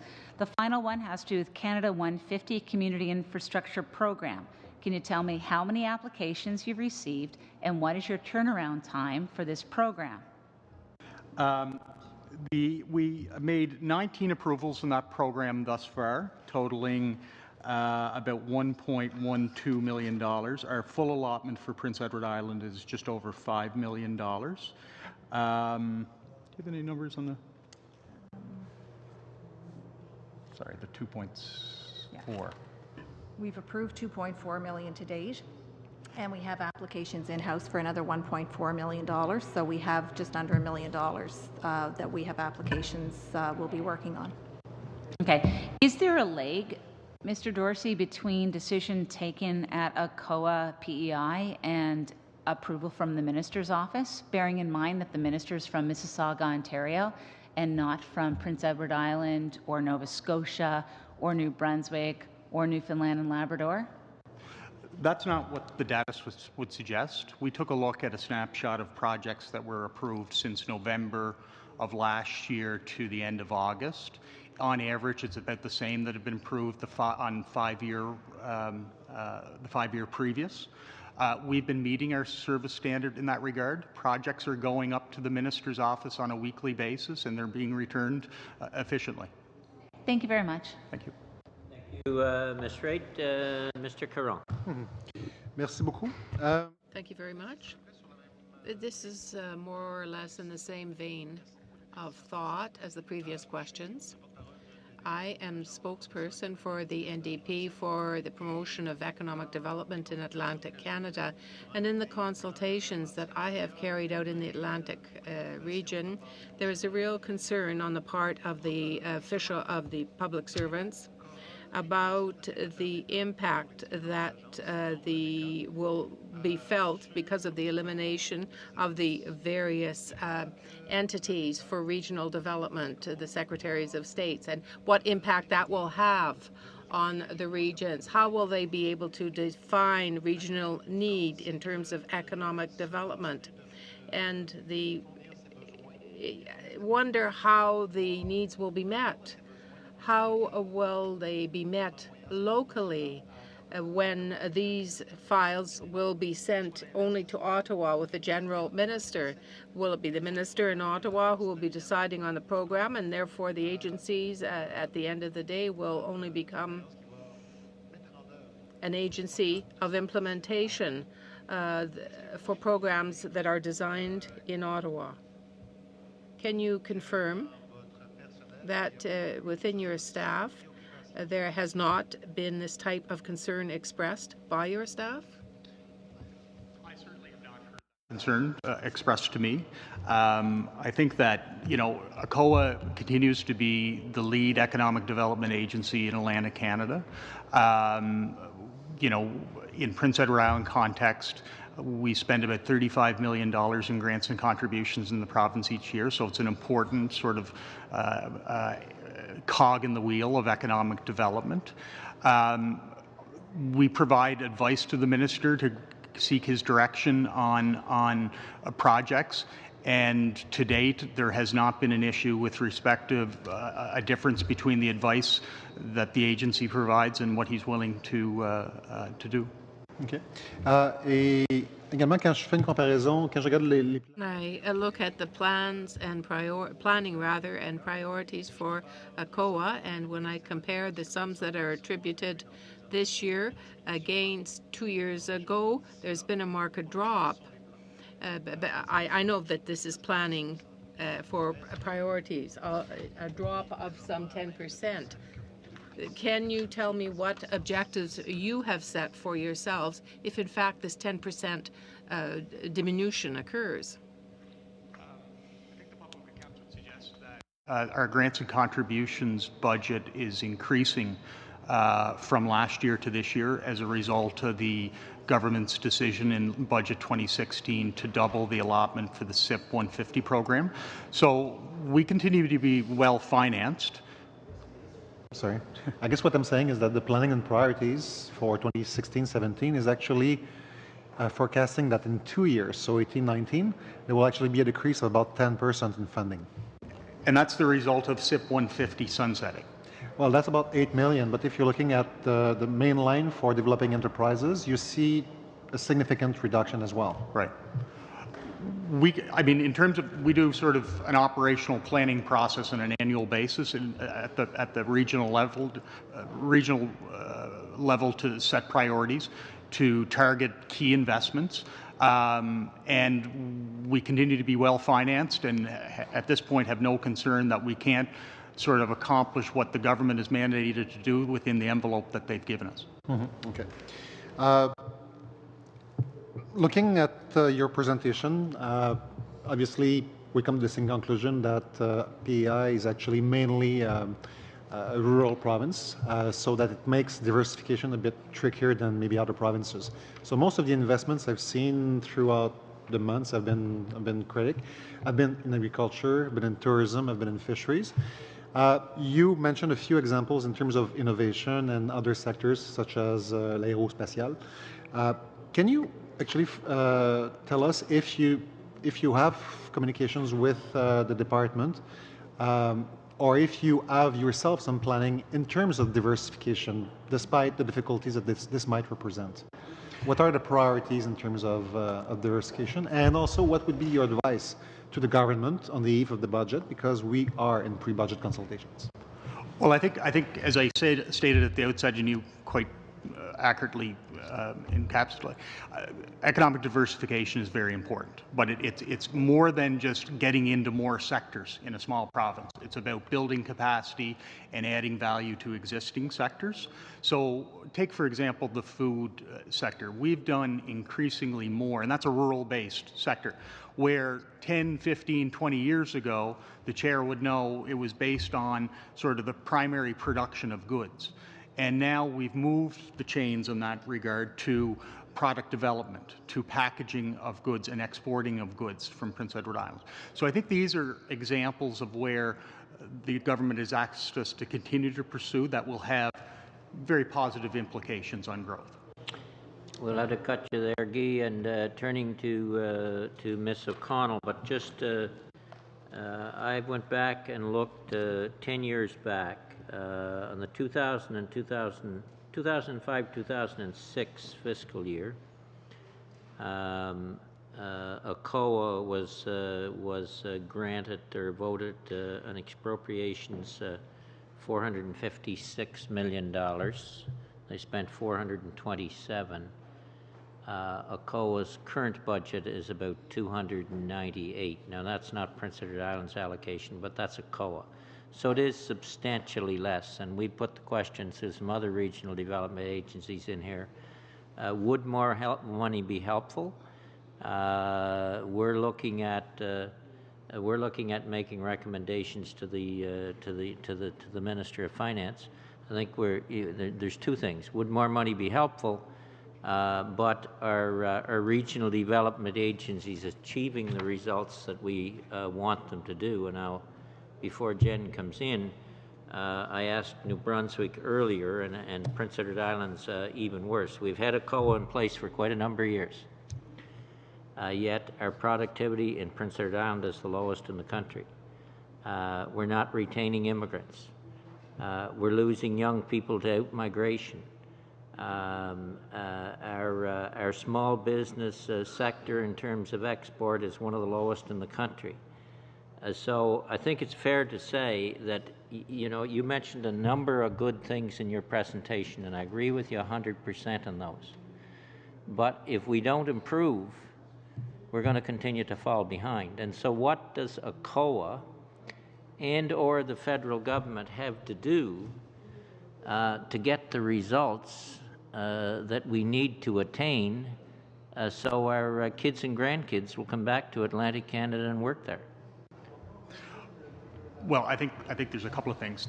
There's the government has asked us to pursue an agenda around high growth, high impact firms, around clean technology investments, and I think that's key. I mean, I pointed out a couple of examples in the PEI context that are accomplishing that.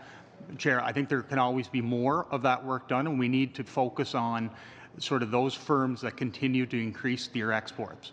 You're quite right. Prince Edward Island's traditional record on exports had not been good since about 2011 to now. That has increased by 70%. So, things are moving the markers.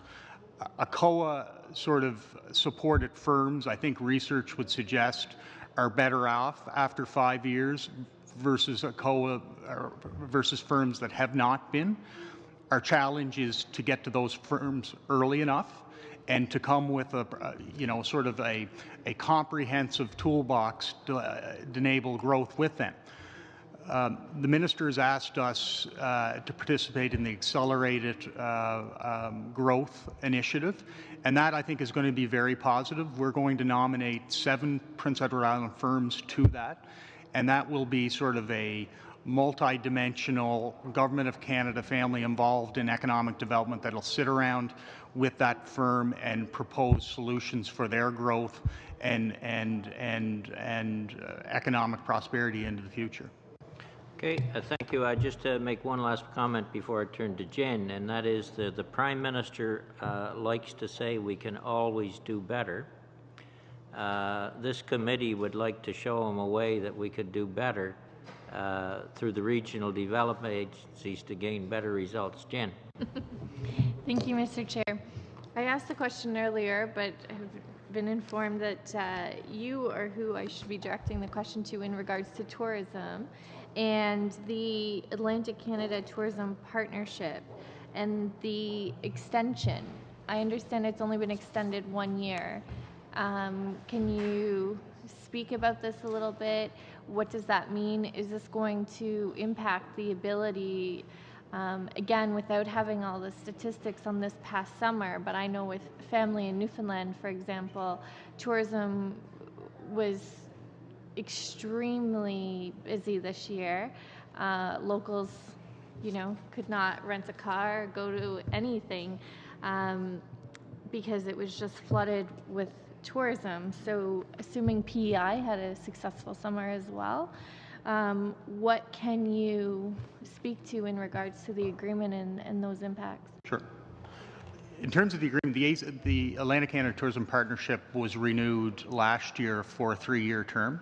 It's a $20 million 3-year agreement where COA finances 50%, the provincial governments in Atlantic Canada roughly 30%, and industry roughly 20%. There's a management committee established that includes senior officials from the governments and the industry associations. Our markets of interest currently are the northeastern United States and Mid-Atlantic, as well as the UK. It's been a very successful partnership. It's been around since 1991 or 92 and renewed on a 3-year basis each time. I think it's deemed a best practice with respect to regional collaboration around marketing. And we try to measure our results accurately on that. And the last evaluation of the ACTP suggested that there was a 15-to-1 return on investment for every dollar spent in those markets. So I think it's been quite right. With respect to your comment or question around the tourism sector and its importance, I like to say tourism's twice as important to Prince Edward Island as it is anywhere else because it represents 6% of our GDP, which is about 3%, I think, Canada-wide. And it's a dynamic industry, and there's renewal and growth in the industry. And I think this season, early indications are that it's been quite robust. Traffic across the Confederation Bridge was up 12% in July, year over year. Airport traffic up about 16%. So those are great indications that people are coming. They're tending to stay longer. I think the American dollar has had a positive impact in 2 respects. One, keeping Canadians at home and not necessarily going to the United States for their vacation, but also giving increased access for Americans to visit Prince Edward Island. Thank you. And in terms of some focus around work you're doing, do you mainly focus on smaller local businesses, or are you targeting investment from larger firms? For example, I know a province with a smaller population and obviously maintaining a workforce, as you mentioned, it can be a challenge at times. But are you trying to attract businesses to come and not just supporting those that are there and focusing on the export market? Yes, we are. I mean, we obviously work with the established businesses and the established entrepreneurs in Prince Edward Island to grow, expand, and set up their own businesses. We have an agreement with the province of Prince Edward Island called Invest PEI, which is a joint project between ACOA and the provincial government that its mandate is to do international prospecting for direct investment. We've had some success, particularly in the emerging ICT and bioscience sectors, so that's an active agenda that ACOA continues to pursue in partnership with the government. Thank you. And do you have facts and figures or statistics about not only its success but long-term longevity? Because I would assume that it also goes hand in hand with attracting, as the chair mentioned, those who maybe have left to come back, certainly young people, and attracting jobs with new investment, right? So not just bringing a company in, but how do they expand then once they're there to attract those jobs? Do you have those stats and figures of what's happened to date to see if it's incrementally growing, or is it still very new in terms of the overall impacts? Well, I'd say just on the sector basis, like aerospace is a sector that wasn't really initiated in Prince Edward Island until the early 1990s. It currently, I think, has 15 companies. About 900 people involved directly in the industry, another 500 in supply chain development. The bioscience sector was almost non-existent before 2005. Now there's 45 companies. It represents about 3% of our GDP. It's got 1,200 or so employees directly involved. The ICT industry in Prince Edward Island, about 150 companies, about 10,000 employees.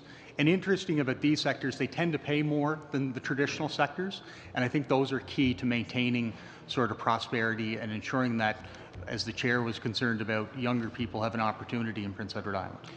I've got you both there, Mr. Albutov. Well, thank you. I guess your report seems to be very optimistic. One, I hope that's not the result for the resultant for budget reduction and the overall budget reduction that you have. Couple of things. I mean, it seems like the issue in PEI is with similar to the rest of Atlantic Canada has been like ongoing story for the longest time. How much we have seen of improvement on the economic fronts in the last 10 years, for example? Well, I think, as I mentioned previously, there's still work to do, obviously, with high levels of unemployment in some particular areas of the province or in Atlantic Canada, more so than others. I think economic diversification will be key. I think we've seen an increase in terms of productivity levels and innovation of Prince Edward Island firms over the past number of years. I mean, there's more to do in that regard. I mentioned the growth in exports. That's very key. PEI led the country in export growth the last 2 years, and it needs to continue to do that. So these are important and important to keep momentum going in these regards. But there's, as I said, there's always more to do. Would you hope for a pipeline project to be a key factor in changing the dynamic of your economies in the region, specifically in PEI, and to improve or to have to give you the opportunity to improve on other sectors while you're progressing in some areas? I think similarly to the previous witness, I'd like to, I think that's a sensitive, more political issue being dealt with right now. And it's not. I'm not asking for. I'm asking you another question. What are other areas that you can improve the economy through? Like, how can you explore more to other industries, to other areas of business that's really going to give you the stability that you need in order to maintain the young generations within the province, and in order to increase productivity and to have real prosperity on 446,000 population of PEI? Yes, Mr. Dorsey, in order to get around the political sensitivity, I don't think Ziad is asking you to take a position on the Energy East pipeline, which I fully support. But in any event, would it where would the opportunities be in Prince Edward Island if the Energy East pipeline was to come into being, if I could put it that way? That's not putting you in a position of having to take a position for or against, but if it was there, would it make a difference? Let me put it this way. I think with any sort of major project, there's opportunities for Prince Edward Island firms or firms in Atlantic Canada to contribute to those projects. I think we've seen with the National Shipbuilding Initiative led out of Halifax Shipyard that there has been opportunities for island firms to be matched with prime contractors to do work on that. So economic activity is important and projects are important. You got what time for one more, is it? Again, then on the same level, that do you lack markets, or the markets are there but you're not competitive enough? I think in terms of markets, I think there's more work to do with respect to diversifying our markets. More than half of our exports currently go to the United States right now from Prince Edward Island. And that, you know, when the economy is good, that is a good thing. But I think we've noticed where that economy has lagged, it's been problematic. So we've worked hard to diversify our markets. Increasingly, particularly with our food products, Asia has been a popular destination for our SMEs to do business. A key function of us in terms of trade development is not just doing the traditional trade mission work. We have to do more work in advance in getting our firms ready to export, educating them about markets and opportunities, and making them generally market ready. And that's where our focus has been. Thank you. Mr. Ouellette, 5 minutes. Thank you very much, Mr. Chair. I was just wondering, you know, when we talk about trade strategy, I was just wondering if you could describe what the trade strategy is for Alcoa and you know, what's the long-term strategy that you've developed? Sure. So I just initially started on sort of how we see that happening. We have an initiative with the province of PEI called Trade Team PEI. It's a joint management of our trade efforts. We have, you know, on an annual basis, we release a calendar after extensive consultation with industry and stakeholders in the trade world where they would like missions to go. Increasingly, though, we're doing more incoming missions. We're bringing buyers to the province because what we've noticed is that when they see the province, when they see the quality of products that are being produced, where they're being produced, the likelihood that they'll buy and do business with PEI SMEs is higher. So that's a very successful initiative of our trade strategy. I think diversification of markets is going to be key and important. As I said, the United States represents a disproportionate amount of our trade, and we need to do more to diversify that. But I think with sectors in the ICT and the services area, you know, our clients are looking around and they're seeing opportunities elsewhere. And so do you also help with small and medium-sized enterprises helping them mitigate some risk when they're going overseas with trade missions or trying to build those businesses? Yeah, we support them on those missions. We, with the province, will lead a mission to a particular market. We'll engage resources on the ground to matchmake the firm with potential buyers in that market or areas of interest. And we provide general support, marketing support for those companies. We do not provide resources for their travel, but the provincial government subsidizes that from time to time. I was also wondering if you just describe a little bit, like I was looking at the total number of investments in 2016, 2017, Alcoa, and then the Canada Economic Development for Quebec regions. And for instance, you know, overall, you have $308 million, and Canada Economic Development for Quebec regions received 303, but you have 590 employees and they have 323 employees. I was just wondering why there's such a large discrepancy, because, you know, sometimes it's easier to hire employees than actually perhaps getting the money to the businesses. Or what are you offering additional services that other development agencies aren't? We have a full range of services. We have a loan portfolio, a significant loan portfolio that is about $350 million right now that needs to be managed for some time, more than 10 years. So that requires resources to do. We have a full suite of services around innovation, productivity, international trade development, business support, direct business advice. So there's a significant, suite of programming offered. We represent a largely rural area of the country across 4 different distinct provincial governments, provinces, and our employees are on the ground in communities, meeting with clients, ensuring that projects get developed and over the line. But it is a large number of employees compared to other development agencies. I think it's a situation where it's place-based policy, where the government has determined that, given unique challenges in particular regions, that structures and flexibilities of regional development agencies can be different. And just one final question. I was just wondering if you could perhaps provide, because I asked many of these same questions, if you could provide the same things about the Indigenous side. So how many Indigenous companies have you been helping in the last number of years? How many jobs have been created? How many jobs still exist today? What are the industries? What services do you offer to those Indigenous companies, Export Canada? And what stops investment in Indigenous communities and groups? And if you could provide those as an answer later on to the clerk's office, I'd really appreciate that.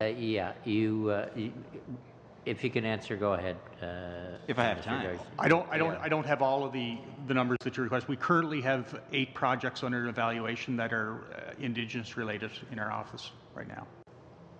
Under evaluation? Under evaluation. Not the 150th anniversary thing, though, but like real projects? Yes. Okay. Projects. Do you want anything back in writing on that? Yes, of course. Okay. If you can provide a little further information in writing to the clerk, Mr. Darcy, that'd be great. Mr. McCollum, 5 minutes. Okay, thank you, Chair.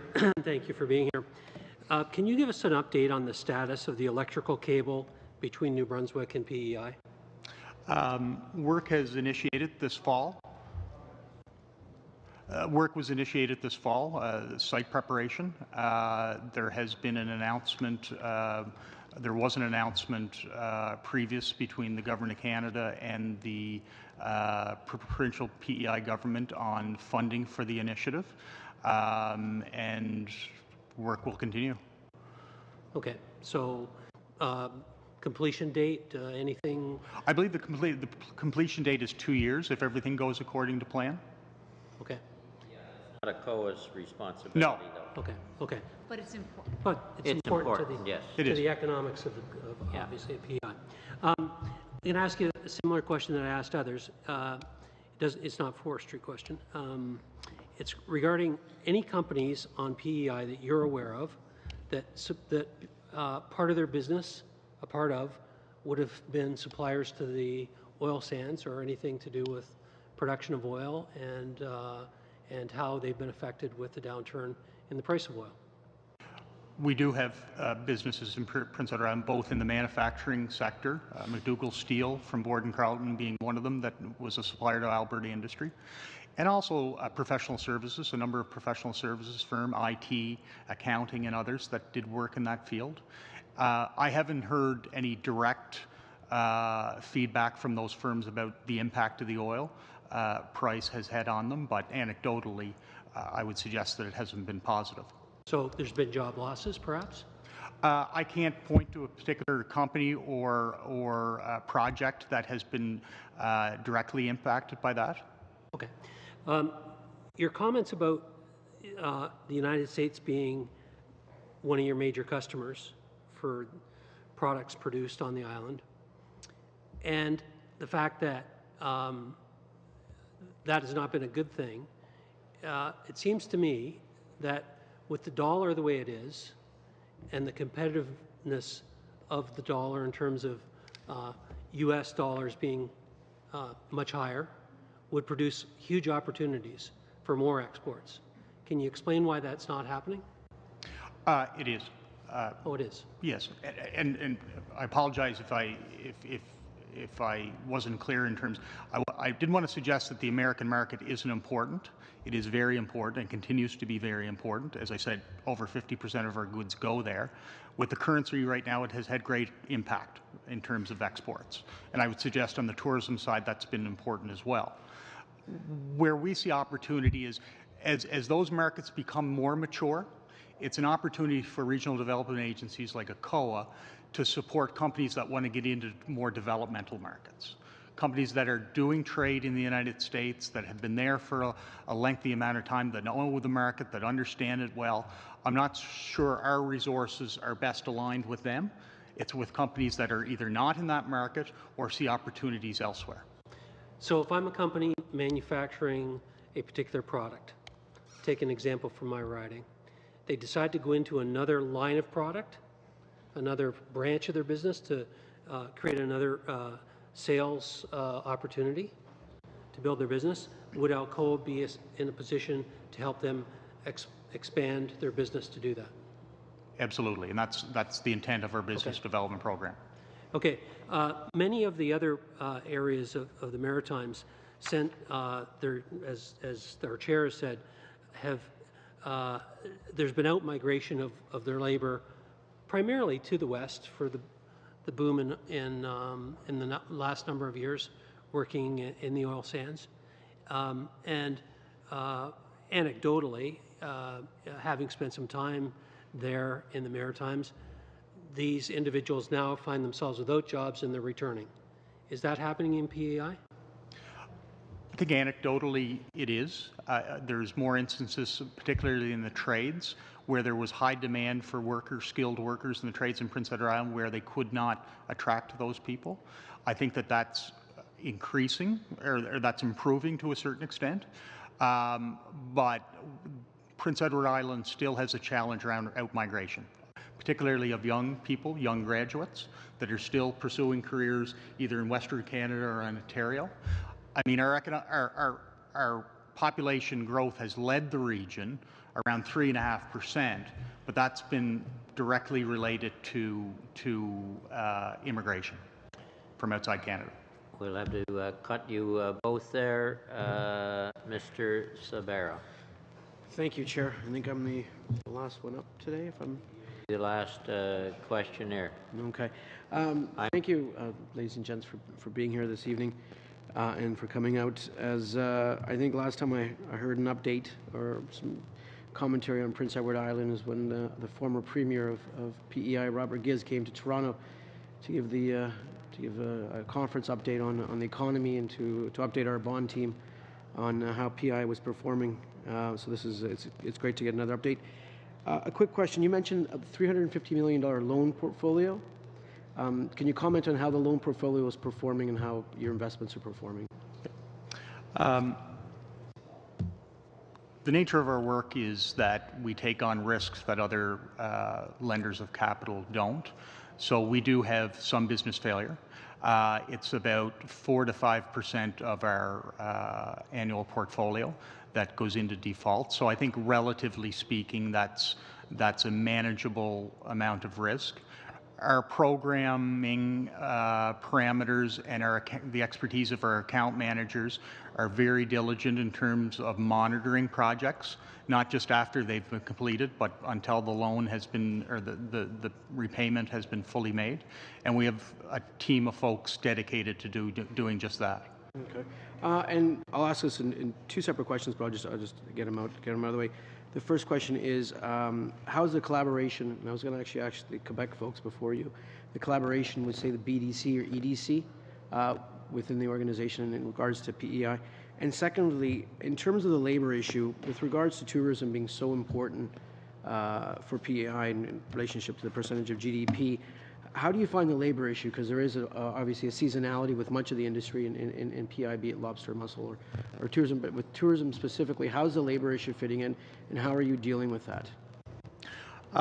To your first question around engagement with BDC, EDC, they're two organizations that are working in our province that have, in EDC's case, there's no office established there yet, but BDC has a presence. They're working with our firms in Prince Edward Island, and we're collaborating with them on an ongoing basis. I think the accelerated growth initiative that Minister Baines announced will compel us to work closer together on real-time projects, and I think that that's going to be a very positive development. With respect to your question around labor force availability for the tourism sector, you're quite right. It is a challenge. tourism, unfortunately, its high season is at the same time when there's a need for farm laborers and fish plant workers as well. So there's a depletion of that labor force quite quickly. We work with the Tourism Industry Association around programs that support labor market development. I think increasingly what's going to be important there is to make the firms more profitable so that they can pay higher wages, to extend the season so that it provides a longer track of employment for potential employees. But there is a significant challenge in that sector and those other primary sectors that I mentioned. Okay. Thank you. Thank you for your answers. Thank you, I have one other question. I want to come back to the question of productivity, and I guess I would ask you this: what are the obstacles for ACOA to basically attack the issue of productivity and increase it? Is it training? Is it programming? What is it? Because if we continue to fall behind on productivity, it's not a good thing. So that is an area we have to tackle. And I would say don't be shy about if there needs to be more programming from the federal government. That's what we're going to recommend in some areas, no doubt. So. Does ACOA have a strategy in Prince Edward Island, at least, to deal with that serious issue of productivity? And if you do, how are you going to get there? Yeah. Well, we've taken that on. The provincial government's a willing partner in that respect, Chair. Since 2011, we've tripled our investment in that area because it's a key priority. Part of the challenge there, quite frankly, is awareness around some of the SMEs. Some of these small business people are consumed by the everyday operations of their operation, right? And just to step back and take a look at how they're doing business, how they can adjust their processes to become more productive is time consuming and it needs investment. So we've tried to provide support for them to do that. I think a unique challenge for Prince Edward Island and some other corners of Atlantic Canada is those primary industries, the fish processing, the agriculture, agri-food industries that, either they haven't gotten into the commodity-based economy, or they did some time ago and there needs to be significant retooling of their plants. And we've done some of that work. And we've been one investor in those projects, in particular projects. The province of Prince Edward Island has as well. And where we have the opportunity to do those, I think they're making a measurable, meaningful impact on those firms. We could always do more of that, and we're out there trying to engage with those companies that require it. Okay. Did you have money into the International Shellfish Festival? We did. Okay. I'd just like to inform the committee that Prince Edward Island now has the record for the longest lobster roll in the globe. I don't know whether it's as a result of COA investments or not. With that, thank you, Mr. Dorsey, Ms. Barstow. We are adjourned until 3:30 tomorrow, and we will have dinner tomorrow night.